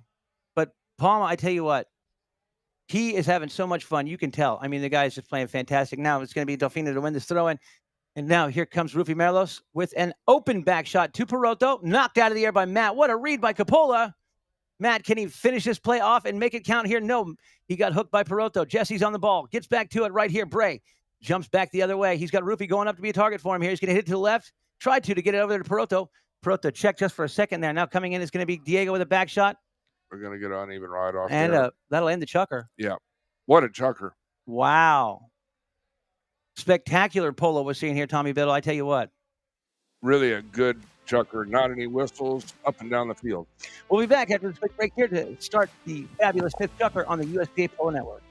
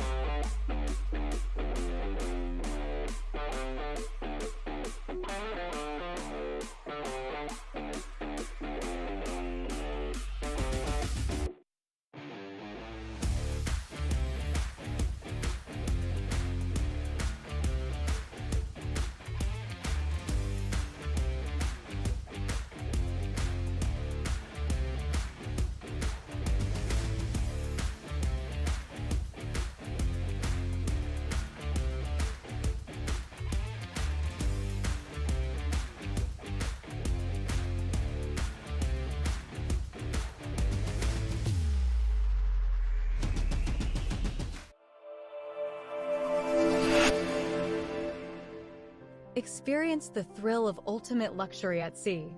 Hotels at Sea brings you exclusive VIP perks and unbeatable discounts, crafted especially for the Polo community. Indulge in world-class amenities, sip fine cocktails, and enjoy breathtaking views, all with the touch of sophistication you deserve. Set sail in style with Hotels at Sea, proudly an official sponsor of the USPA. Welcome back, everyone, to the USPA Polo Network. Getting ready to start chukker number 5, which means we have up to 15 minutes left in regulation time in a 2-goal ball game. This is the widest margin we've seen all day in this game here, Tommy. What a chukker that was. Open, running, gunning, polo. Yep. Fantastic chukker. Good polo. Okay. And, Adolfo's just getting the edge now. Yeah. But they were actually able to hold Catamount scoreless in the 4th there. Yep. And they put one on the board from Palma. All right, let's check out our 5th chukker horse list. Oh, we got a Gaetano coming back out here. Yep. Yep. Kupilka for Bray. Aqua Luna Jena for Rufy Merlos. Antualun Chavato for Matt. K. Arania for Diego Cavanaugh. Meta Katanga here for Adolfo. This is a beautiful horse. Sexy for Devin. Begar for Palma. Penalty 4 coming up, going in favor of La Dolfina Tamera on the right of. Well, they saying right away, but maybe uneven right off. Let's see. That looks, yeah. That looks it's a little bit off of speed. both. Yeah, exactly. A little bit of Take both your pick, there. right? Okay. We got people tuning in, so we've got some pictures that people have sent us. It's really cool. Thank you, everyone, for supporting us here on the USPA Polo Network. We hope you're enjoying this game as much as Tommy and I are. We're having a great time with this. Peroto Cambiaso. Look at this. First chink in the armor. Well, and Adolfo, I tell you what, he's lost the finals the last 2 years. If he wins today, it'll be his 10th Open title. 10th Open title. All right, here we go. Over to to Diego here. Diego, back to the inside. Cavanaugh moving that ball down the field. Diego. Now Jesse breaks, takes off with Adolfo. Adolfo's got to step on Bray right here out in front. Now Peroto's trying to catch him, but now it's going to be Adolfo taking this one forward. Adolfo gets hooked. Now it's going to be kicked, and Palma couldn't get there. And, they're going to catch Peroto, it looks like. Yeah, I think Peroto went over top of the line there and had a near side play. I think you're right. I think it's a good call by umpires. We'll see. It looks like he wants to challenge this one. He's saying, no. We'll see what we've got here. You see, follow the line here. The line comes back to the Off right to the a little right, bit. Right, yeah. And then watch Alejandro there. Yeah. It's riding into the shot there. He has to go to the near side. If I was Peroto, I wouldn't challenge this one. See how he comes from the right to the left, goes over the line. Exactly right. And this is going to be an open goal penalty. Yeah, it should be. I would think a 2 here, no? Yeah. Yep, penalty 2 coming for La Dolfina go. Tamera. Now, La Dolfina Catamount is no stranger to coming from behind late in the game, but this is the U.S. Open. Exactly, and this is the final. And Adolfo, we know how he is. and Adolfo Sr., he's been here, done that. So it's going to be interesting to see. And it'll be also interesting to see because, if there's any nerves with these young, Rufino Merlo's 16, 17 years old. He's the clutch player, too, though. Jesse Bray, his first U.S. Open final. It doesn't seem like it, though, right? I mean, he seems like he's been here 1,000 times. Jesse's playing really, really well right now. So confident, so well. Yeah, very impressed. Remember, we changed direction to throw the ball in after halftime. So for the remainder of the game, the umpire with his back to us at center cam is going to throw this ball in. Now it's going to be Peroto to win this throw. Oh. Uh-oh. Dad's giving the eyeball to his kid now. Yeah. And Peroto's like, what, Dad? He ran over my back end to get to the ball. What? What? No, I don't want to clean my room. No, what? Come on, whatever, Dad. Leave me alone. Yeah. You can see here what happens is he just didn't give Adolfo time to clear out of the way. Yeah, almost put him down. He staggered him pretty good there. And Scott Devon's getting in between father and son there. Oh, that's great.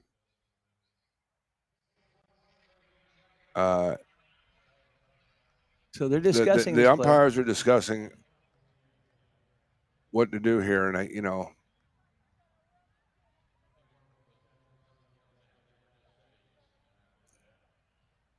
Also, this is a big, strong gelding that Peroto's on. And when he asked that horse to go, he went and he gave a big tap there too. Yep. Going to get a yellow card for Peroto here. I saw that one coming. Mm-hmm. And this could end up being, I might think it'd be a penalty for Yeah. Adolfo. Well, yeah, let's see. Yeah, No, here you go. No, it's going to be a penalty. 4. Yep.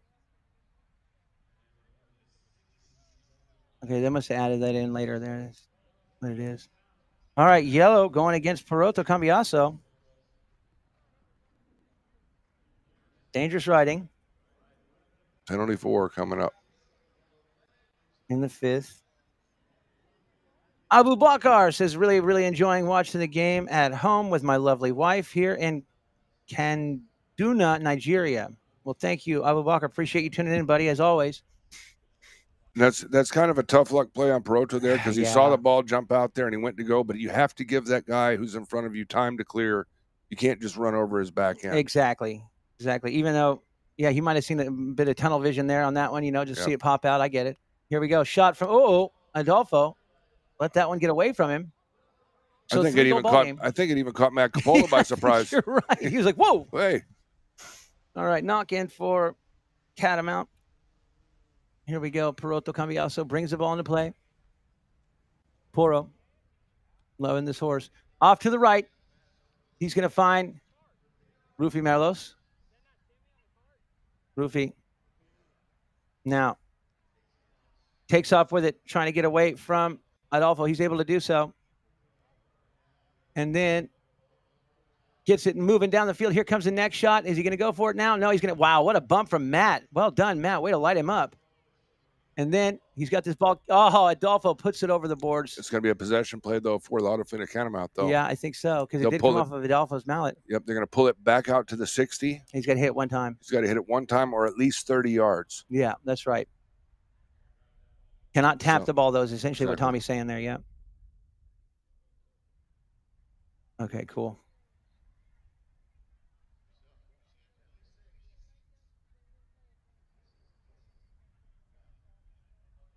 Clock's still running, boys. Let's go. Yeah. Dolphin's like, what are you doing? Peroto winds up and fires at the goal. It's off to the left. Knocked down by, nice try. Over the back line. So another knock in here. That was our first possession play of the day and went in favor of Catamount. Now we'll have a knock in here for Tamera. Dolfina Tamera. 5 minutes on the clock. Dolfo Cambiaso brings it back into play. He's got Diego starting left in, breaks right. And to the left, he's going to hit this one over there for Diego, but looks like Peroto is going to be able to get there before Diego and beat him on this play. Nope, Diego does get there. Diego lets the ball come off the boards, but Peroto steals it back away, gets away from Diego, goes near side here. They both reach for it. Somebody's going to be wrong here, and we'll let the umpire sort out who it is. I think they're going to get reaching on Catamount, Tamera. Tamera, yeah. Yep, that's the call. Reaching. It's going to be a penalty for. It's kind of tough because the ball was kind of like in between both of them. It really looked like it, didn't it? Yeah. Anyhow, advantage Dolfina Catamount here, and they need this. They need this goal desperately right now. They've kind of gone, as I said before the game, they get in a lull, the fourth chucker, first part of the fifth chucker during their matches.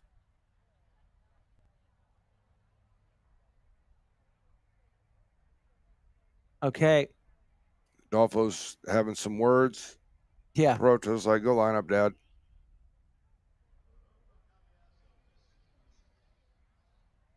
Okay, here comes Adolfo.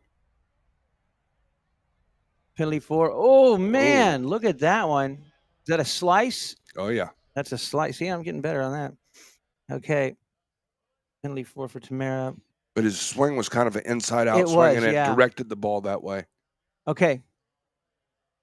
Oh, wait, that was Catamount. Hold on. Let's see. 4. Okay. Adolfo. To the right, he finds Diego. Diego's got Matt breaking to the number 1 position. He's got Palma there, too. He's waiting for Adolfo. Adolfo's going to break for the pass. To the right. Here it comes. Over there. Now, Jesse Bray wins the play. Here comes Adolfo looking to take this one away from Bray. Gets it done. Now, Peroto gets in there to lay a hook on his dad. He's able to get there. Oh, takes his mallet, rips it right out of his hand. And now Peroto's going to go back and give the mallet back to his dad. But that doesn't mean that Rufino's not going to try to take advantage of this right here. Diego takes him out. Good play, Diego Cavanaugh. Coming in, picked up here by Bray. And going to be met by Peroto Cambiaso. Poro winds up and fires away at the goal and drains it. And that's the first goal they've scored since halftime. Yep.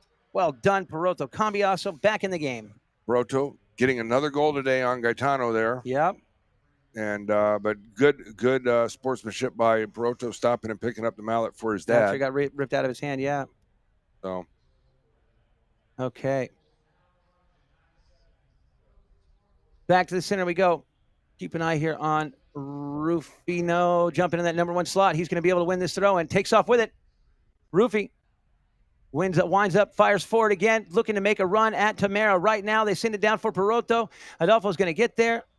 He'll turn the ball back, and Polo comes in to put pressure on his dad. He's going to go ahead and break to the left. Peroto saw it coming. Adolfo still with that ball. Peroto doesn't want to overcommit. Now Adolfo goes near side, moving it down the field. Peroto trying to win the ride off. Adolfo gets the shot off, sends it down now, loses the play to Peroto, who's still cooking.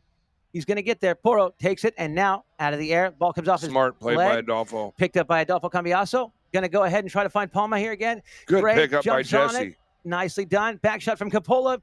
Back over to Palma. Palma in the number 1 position right here. Palma going to get there on the near side, and he puts another one on the board. What a goal by Palma. All you have to do is hook him, Rufino. Instead of going for the foul. Exactly.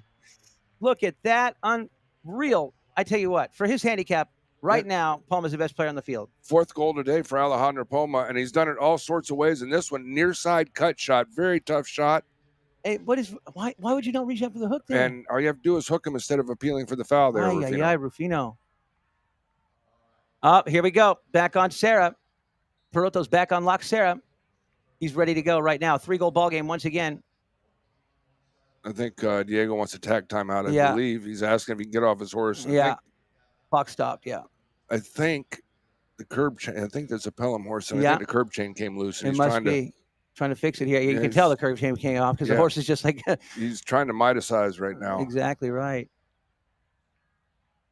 Look at this. What a play by Matt. What a back shot. Great back assist shot to Matt Capola. Yeah, and then this stayed on his side, near side.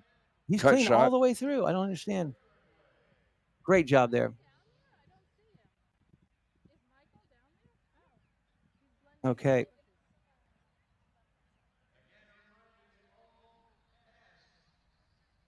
Yeah. Thank you, Carlitos Brasida. I agree for sure.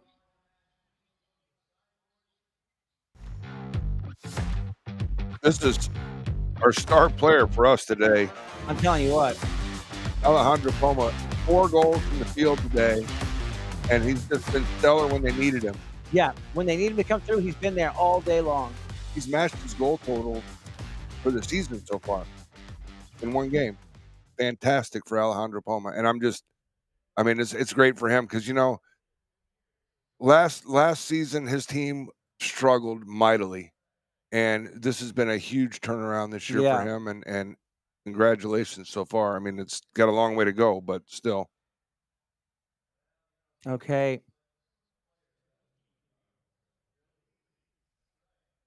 Let's see.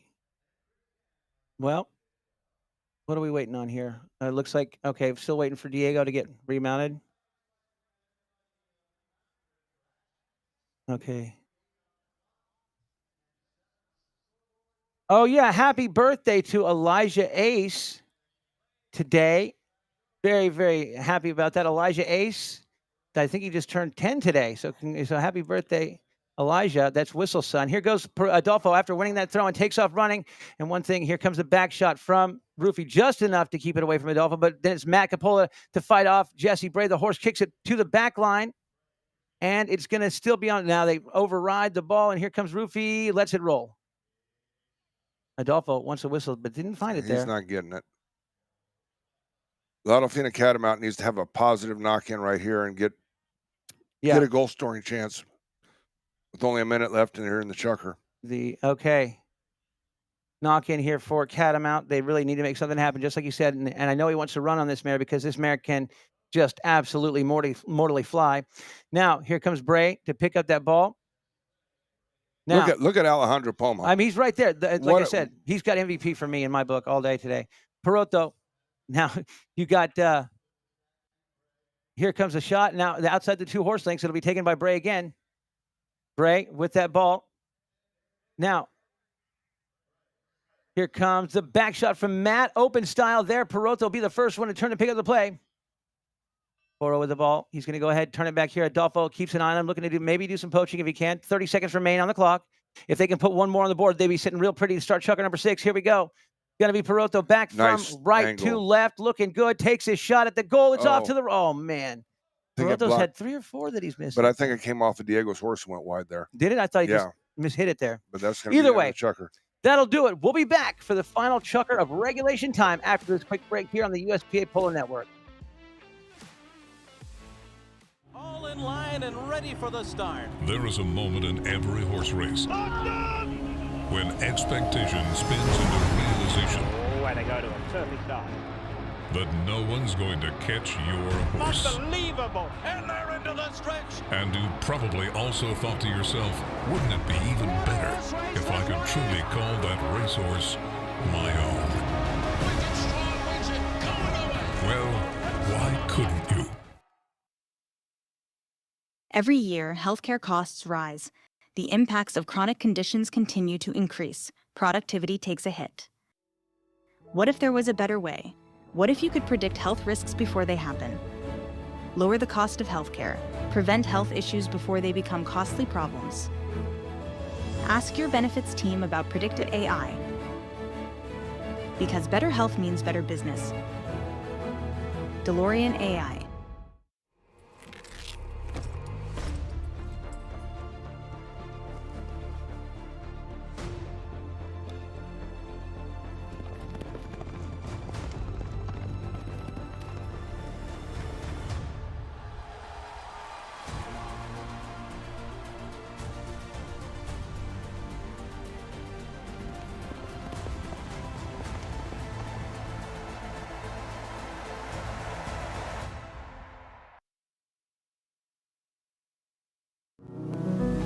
And I love being a part of something bigger than just myself. It's amazing what these animals can do.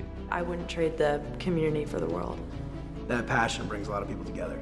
The polo community is the warmest community. They want to make you a better player. Did you know there are over 100 college and interscholastic polo programs across the U.S. designed for players like you? Take the next step. Visit playpolo.org today to learn more and get started. Welcome back, everyone, to the USPA Polo Network. Getting ready to start the final chucker of regulation time.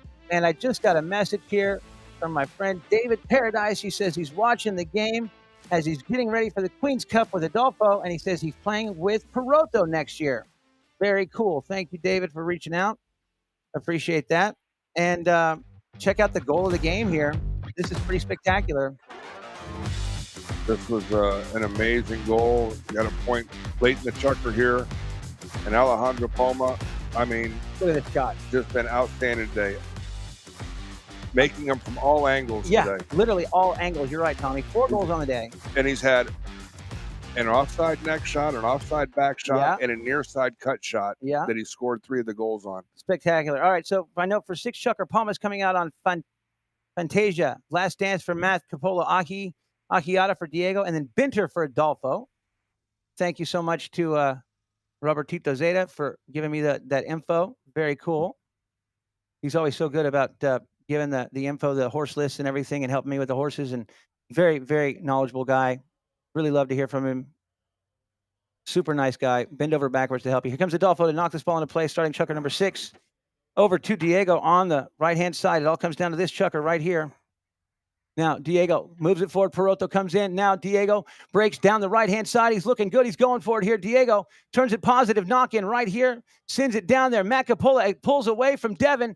Capola out in front inside the 60. Oh, he got away from him right there. It goes over the back line wide, so we're going to knock in for Catamount. They caught Dolfina Catamount sleeping here. They sure did.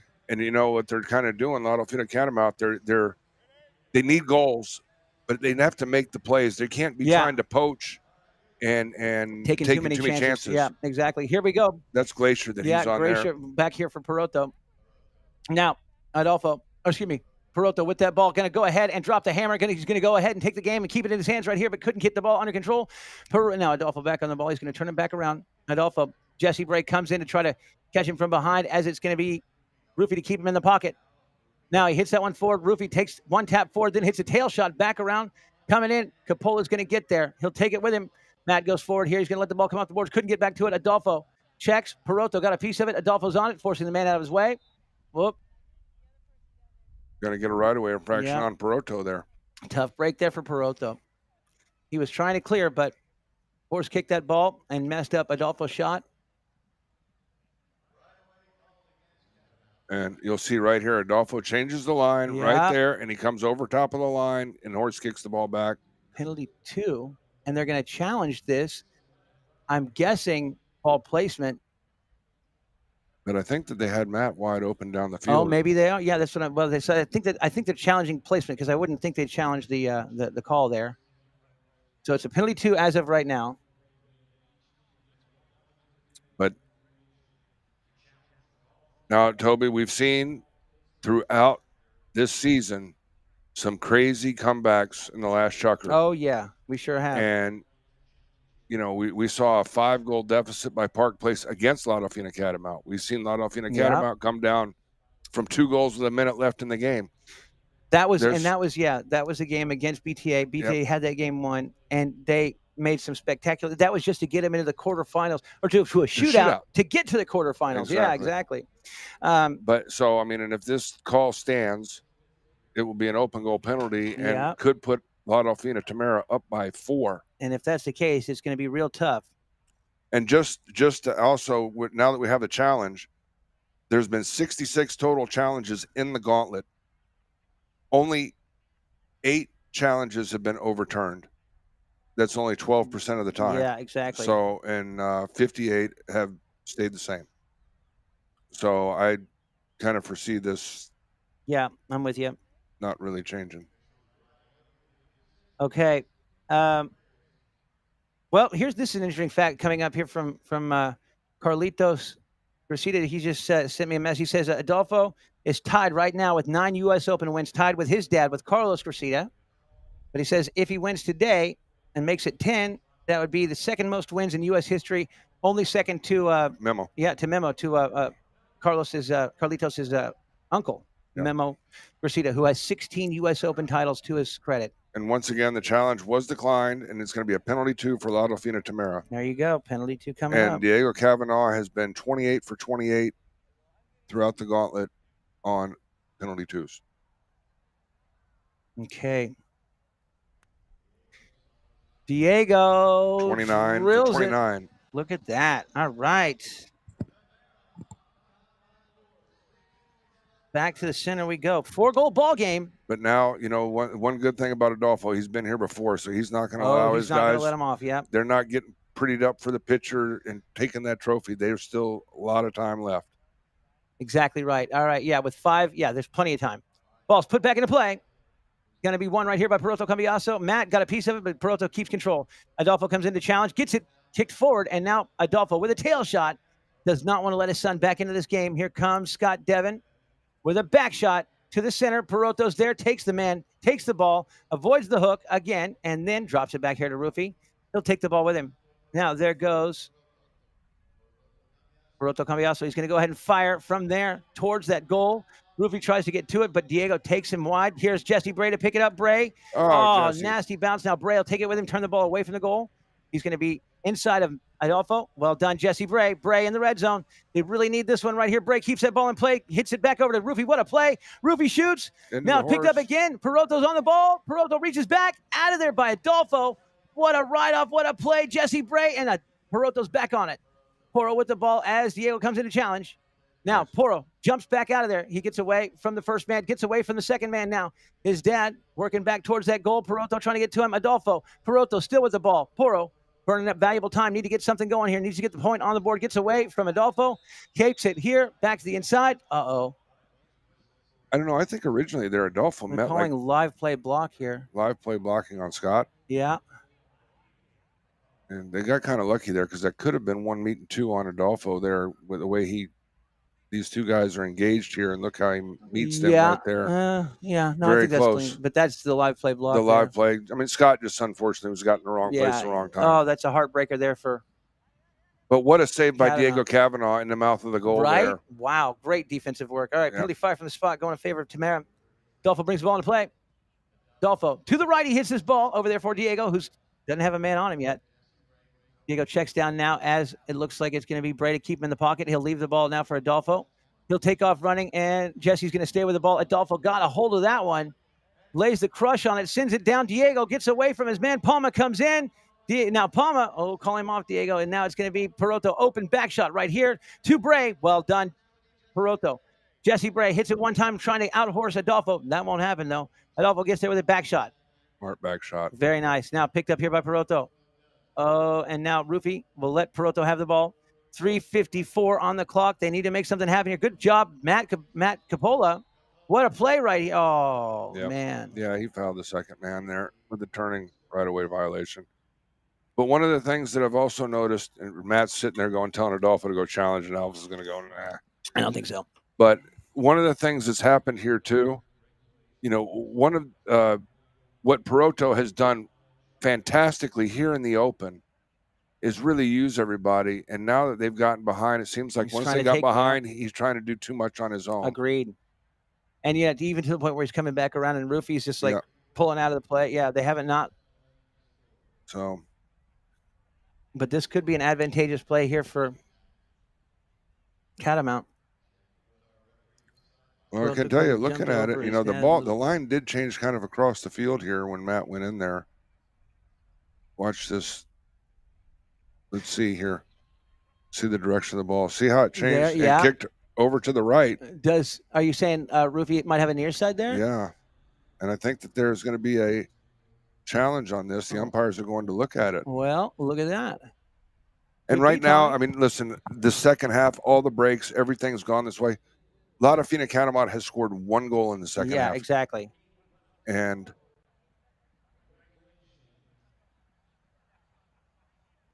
we'll just have to wait to see this. There is a challenge here. It's a right-of-way violation.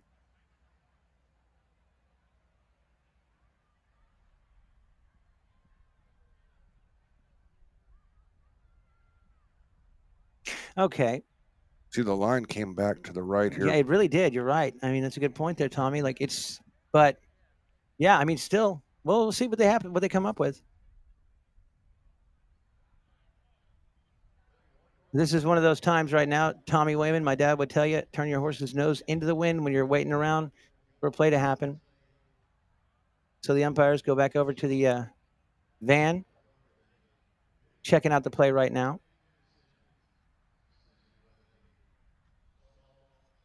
Man, okay. So they're gonna. Umpires have made the decision. Yeah, they're coming we'll wait back for them and they'll announce it. Yeah. Come and announce it to the players.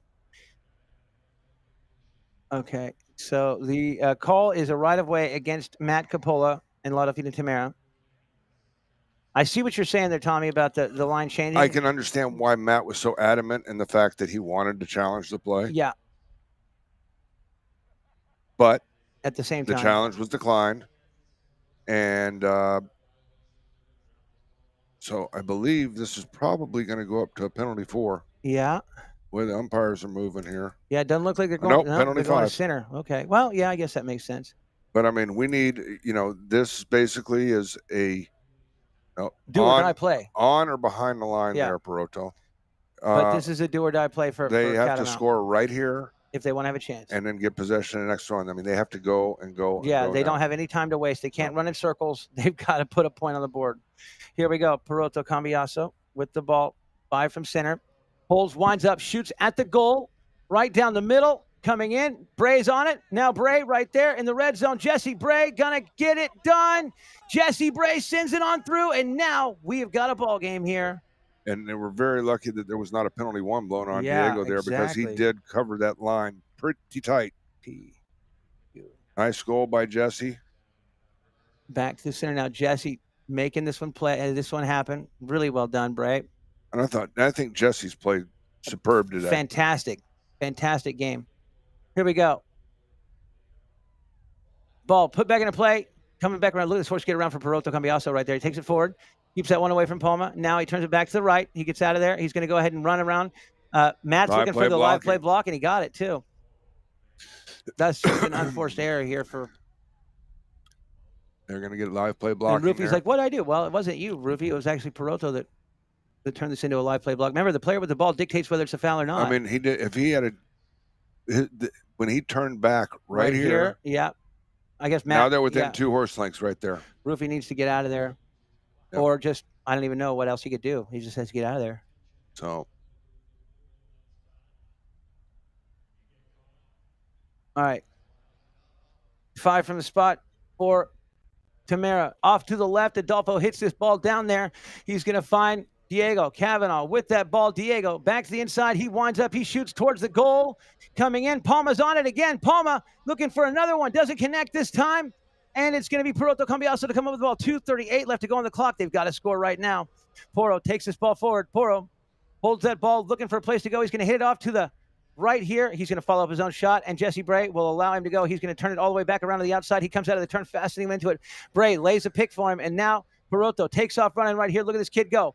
Sweeps back to the inside, to the left. He's got Rufy taking out the man. He fires from midfield back down there, looking for some help from Devin, but Adolfo is there for the defense. Cambiaso, Jesse comes in here to break up the play from Adolfo. Look at that. Well done, but Matt's on it. Capola turns this ball back now, hits a tail shot here across the goal mouth. A dangerous play, but it's going to work out for him. Rufy will get there first. Rufy Merlos takes it forward once. Eating up so much time. I mean, seriously, 2 minutes. Oh, and now there you go. They're still moving, though. I don't think you'll see a foul on that. Rufy Merlos going to go ahead and break past Diego Cavanaugh. Well done, Rufy Merlos. This is when he comes alive, is in these clutch moments. Can he get it done? No, it's over the back line. Wide. Looking no for too whistle. many whistles. Yeah, seriously, they're not playing. They got to play the game. Clock is still running, 140. and it's pretty much. Yeah, it's almost impossible at this point with 3-goal ball game. Yeah. With 1:30 left, I mean, well, I guess stranger things have happened. But I mean, it's looking more and more like Tamera is going to take this win, and the old Bulls get one over on the young Bull. Here comes the huge shot down to Capola, up in that number 1 slot, out of the air. What a pickup by Matt.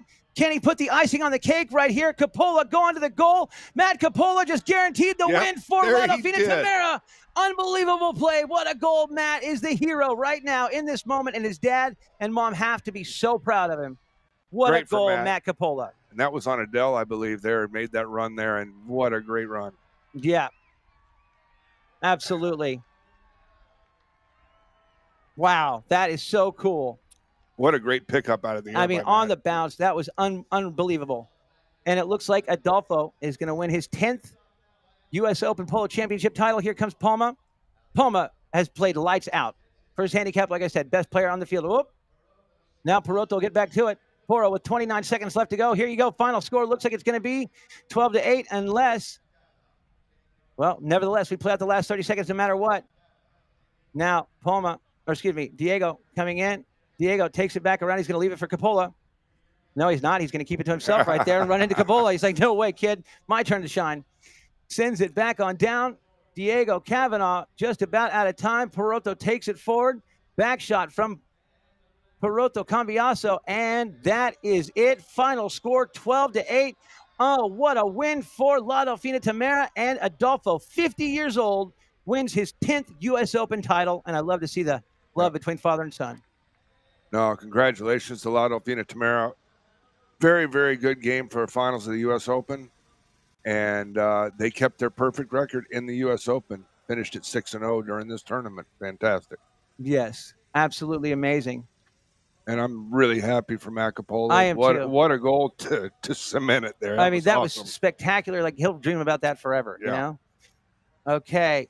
Look at this great finish here by Matt. And I love this. As soon as that ball comes off the mallet, he knows he just won the game right there.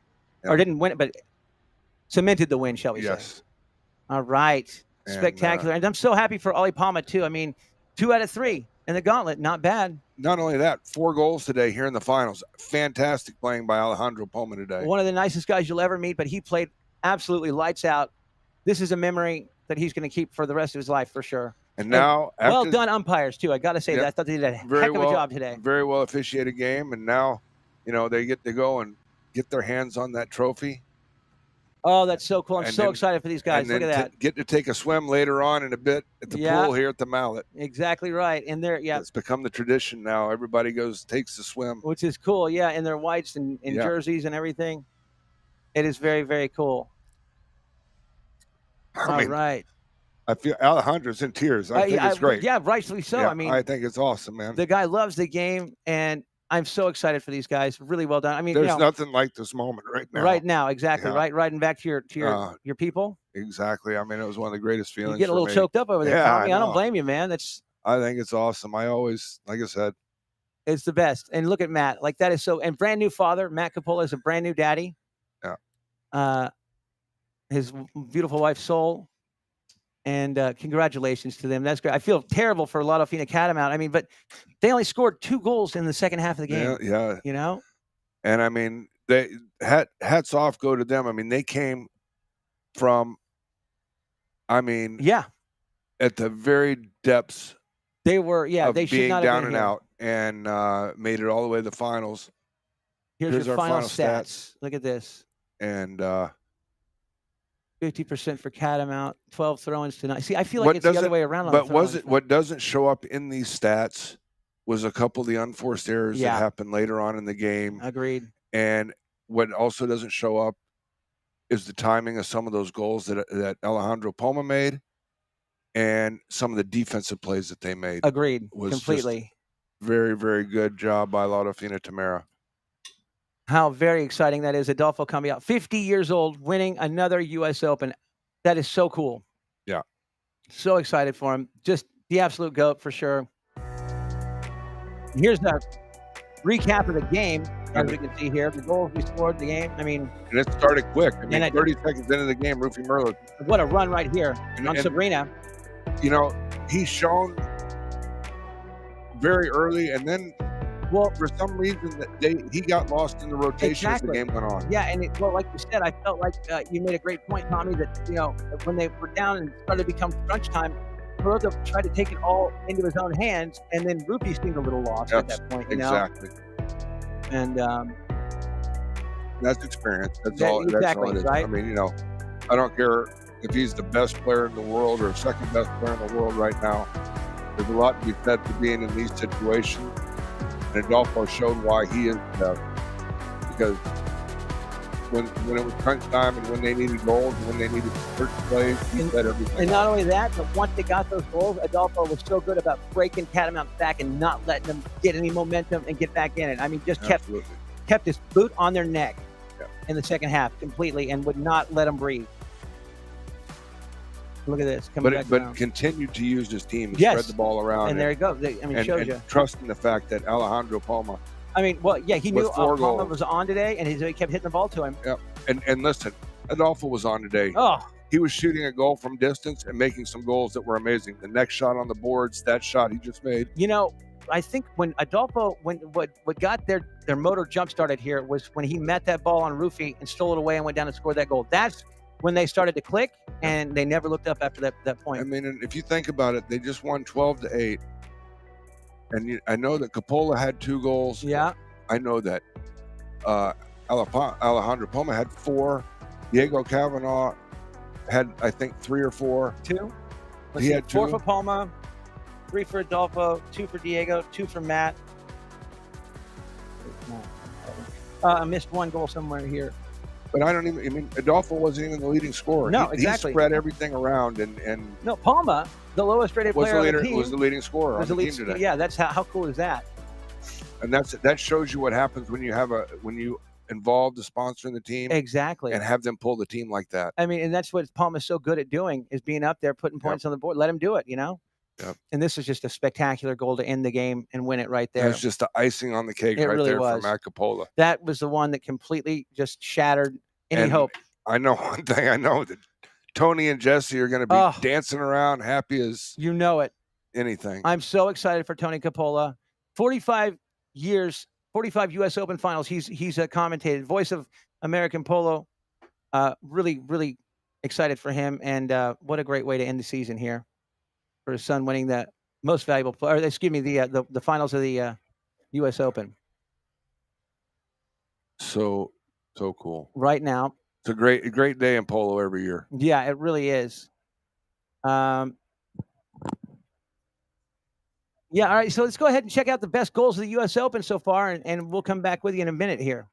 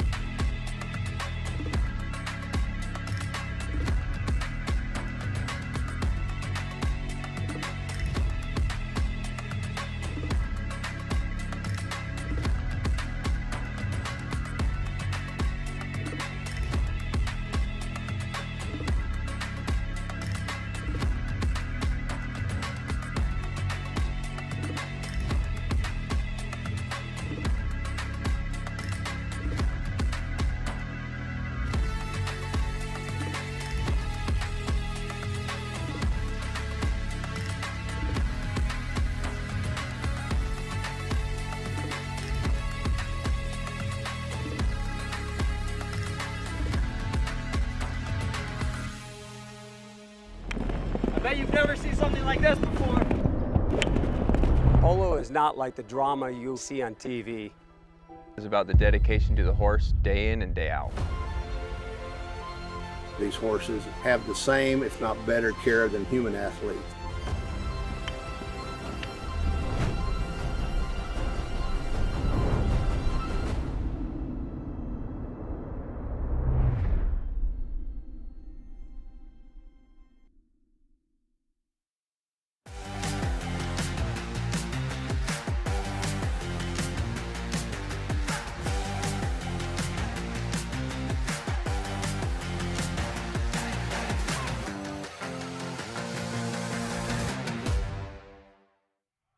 All right, welcome back, everyone, to the USP Polo Network. We've got Abigail Cassette down there, and she's going to be talking with Alejandro Palma for Tommy and I, MVP of the day. So let's go ahead, Abigail, take it away, and let's hear what Alejandro has to say about this fabulous tournament. Thanks, guys. Abigail Cassette here with Ale Palma.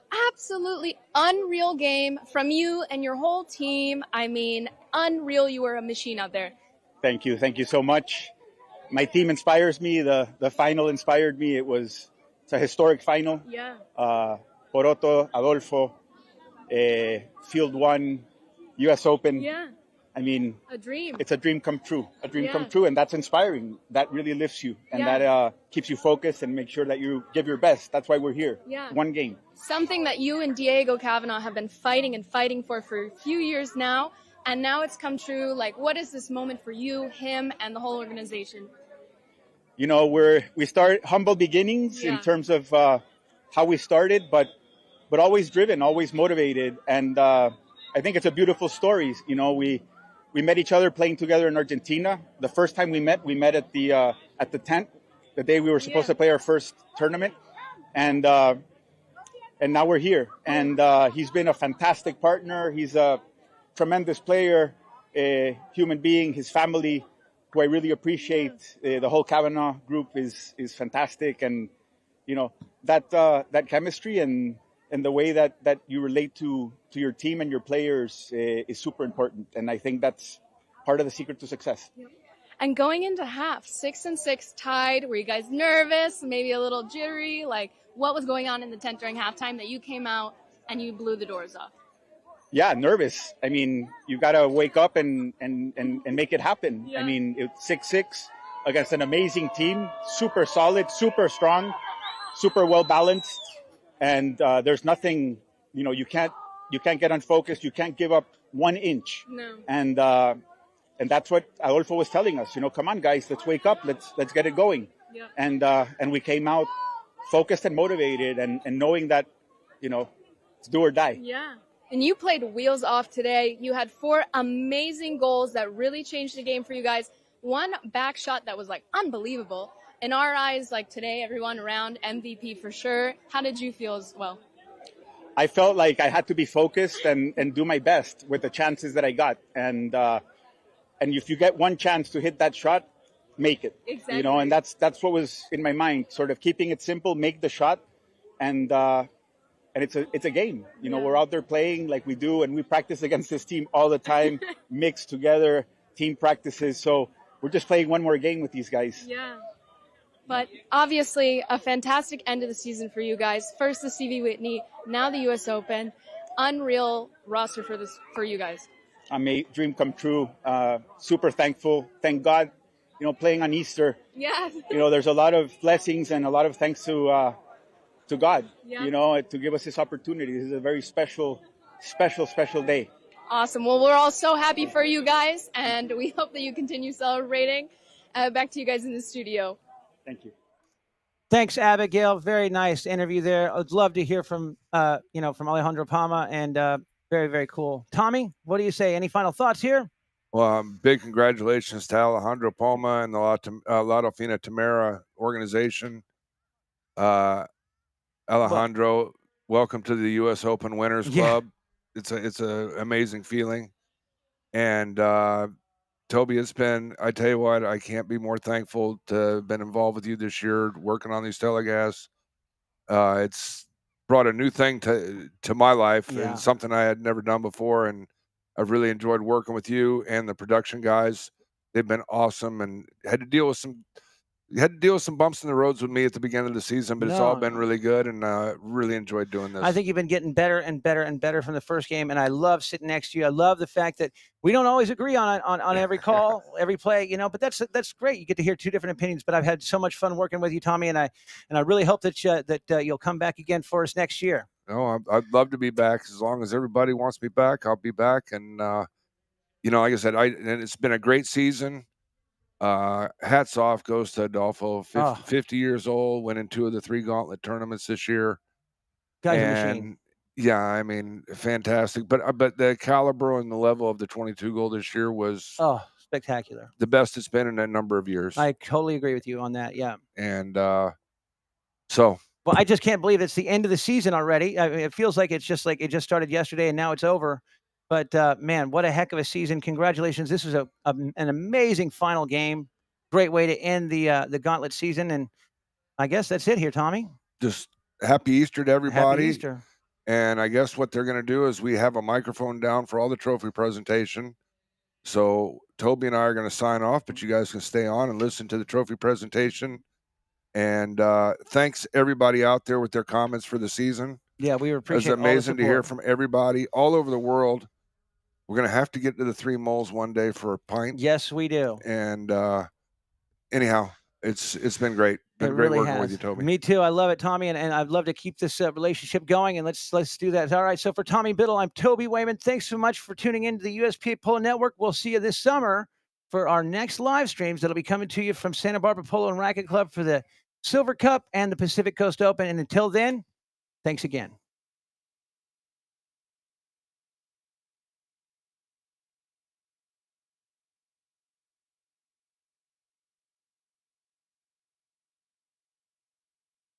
I'm going to read it to you, please.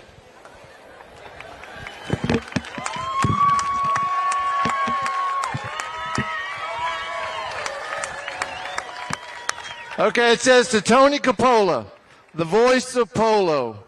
This award is given by the Board of Governors in recognition of his excellence in announcing and his immense support of the sport of polo. Tony's iconic voice will be a lasting reminder of his many contributions to the polo community. Thank you very much. Tony, well done. Thank you.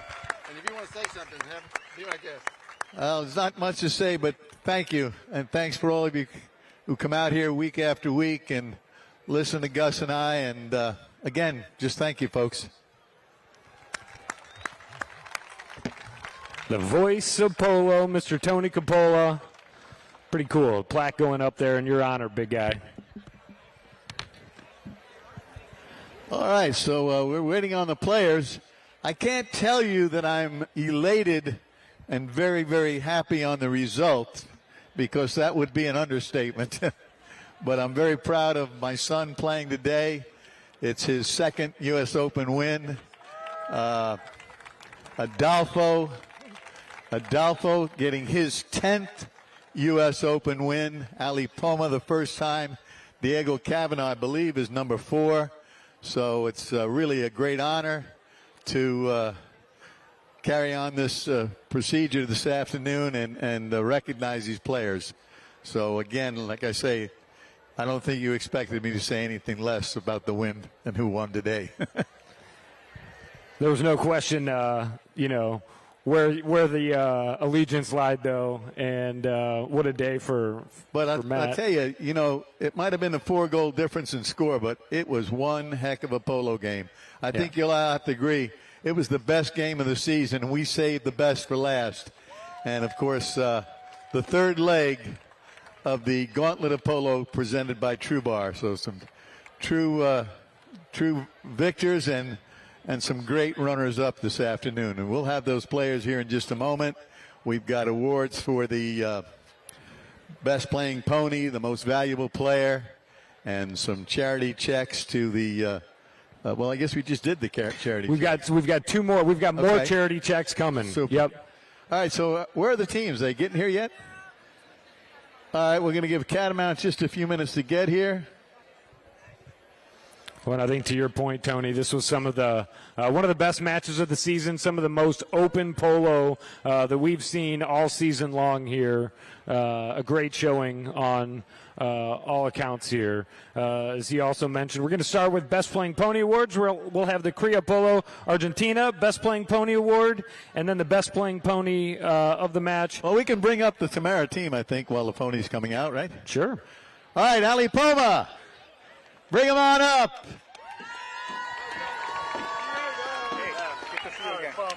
What a game, man. Thank you. Diego Kavanaugh. Matt Capola.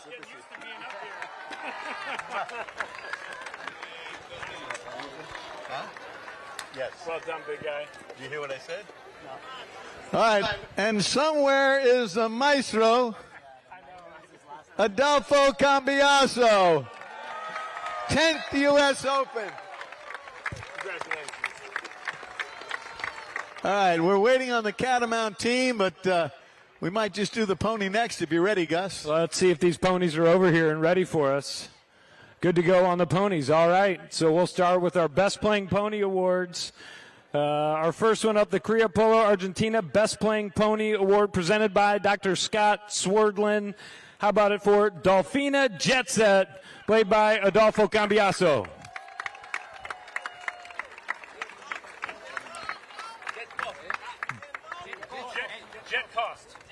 Jet Cost, excuse me.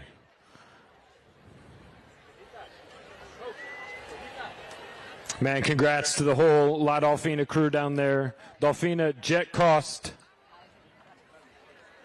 Cria Polo, Argentina, Best Playing Pony of the match. That whole group stays right there because they know what's coming next. The Best Playing Pony of the match, again sponsored by Palm Beach Equine. Dolfina Binter.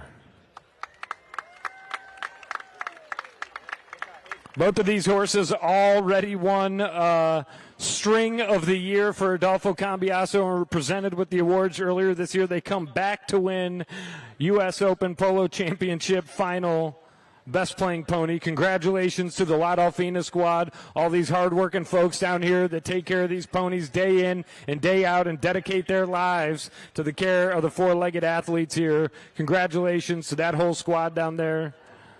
The Lewis Hartman Award. The Willis Hartman Award. Okay, all here right. they are, ladies and gentlemen. Let's bring on Catamount.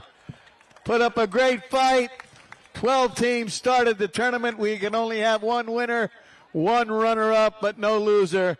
Scott Devin, bring your team on up, please. Scott. Well done. Scott Devin, ladies and gentlemen. Jesse Bray. Rufy Merlos. And Rufino Merlos. Let's give both teams a big, big, big, big round of applause. Back to the charity checks we go. We'll bring up USPA Global Licensing, Michael Prince and Shannon Stilson to present to Replay Polo, our runners-up. Indeed, well done.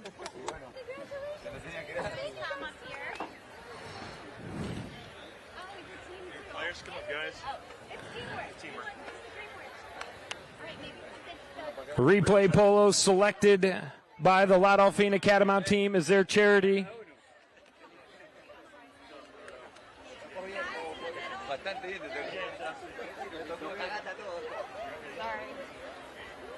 Michael Prince, President and CEO, and Shannon Stilson, Vice President, Sports Marketing and Media for USPA Global Licensing.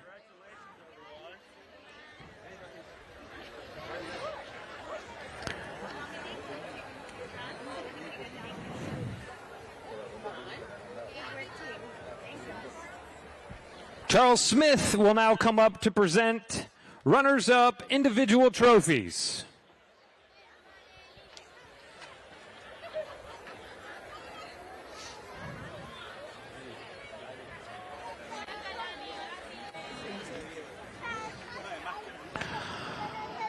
Scott Devin, come on down.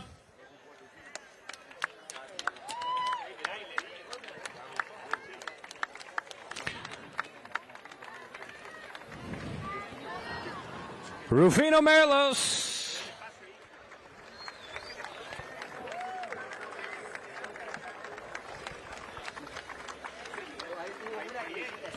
Poroto Cambiaso.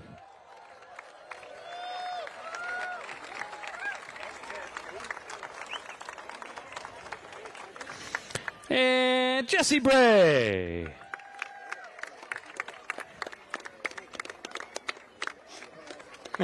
She knows just what to do with that trophy, doesn't she?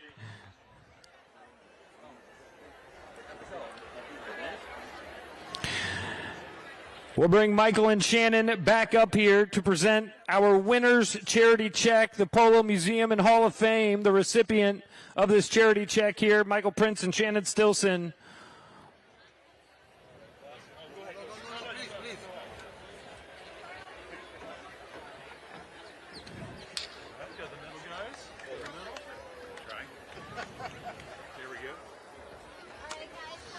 We'll bring up the La Dolfina Tamera team. This team chose the Museum and Hall of Fame as their charity of choice here. As such, we present a big check to them. Marty Craig and Keely Bogani there.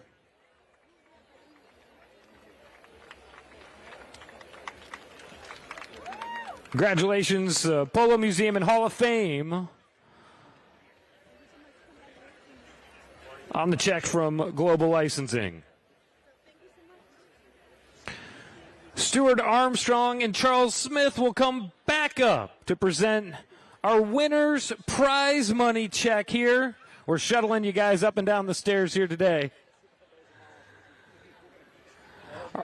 Our winner's prize money check, La Dolfina Tamera, you can come forward. Pictures with the big check.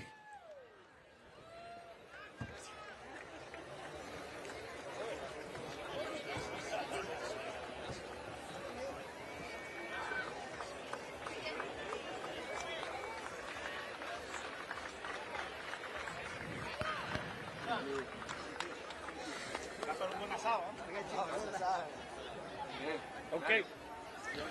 Stuart Armstrong will stay on stage here to present trophies to our winners. Ladies and gentlemen, how about it for our winners here today? Alejandro Poma, the La Dolfina Tamera team. Congratulations. You've just won the U.S. Open.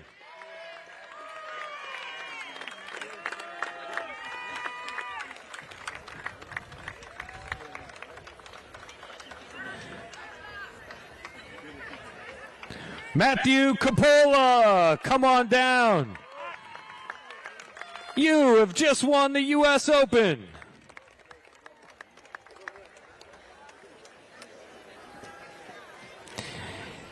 Diego Kavanaugh.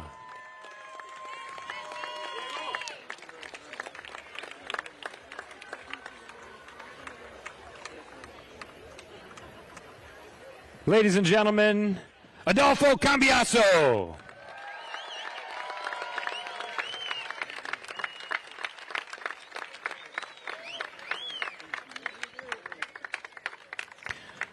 Thank you, Mr. Armstrong. Yes, sir. Yeah, perfect. One more award to give out before we present the perpetual. We will invite on Cheryl Sick, Pacific Northwest Circuit Governor, to present our MVP today. Ladies and gentlemen, put your hands together. Alejandro Poma! They couldn't have done it without him today. A trio of amazing goals, high degrees of difficulty, each one of them. Alejandro Poma, congratulations. Most valuable player, U.S. Open Championship final. With that, we'll say thank you to our runners-up here today. The La Dolfina Catamount squad, a hard-fought match. Poroto Cambiaso, Rufino Merlos, Jesse Bray, Scott Devon, congratulations on making it to the final. And here comes the perpetual trophy, all the winners documented on that box there. George DuPont from the Museum and Hall of Fame out there to watch the setup of this prestigious trophy. The perpetual trophy presented by Stuart Armstrong here. How about it, folks? La Dolfina Tamera, Adolfo Cambiaso, Diego Cavanaugh, Matthew Coppola, Alejandro Poma.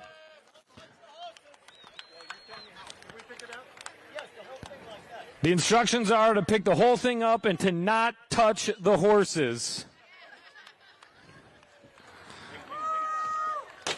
Yay!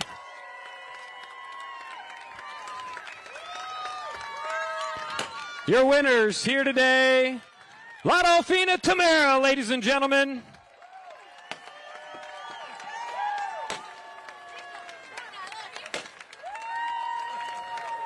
As a side note, if you swiped a pair of mallets from the side of the trophy stage, please bring those guys back. All right, they've been recovered. All good.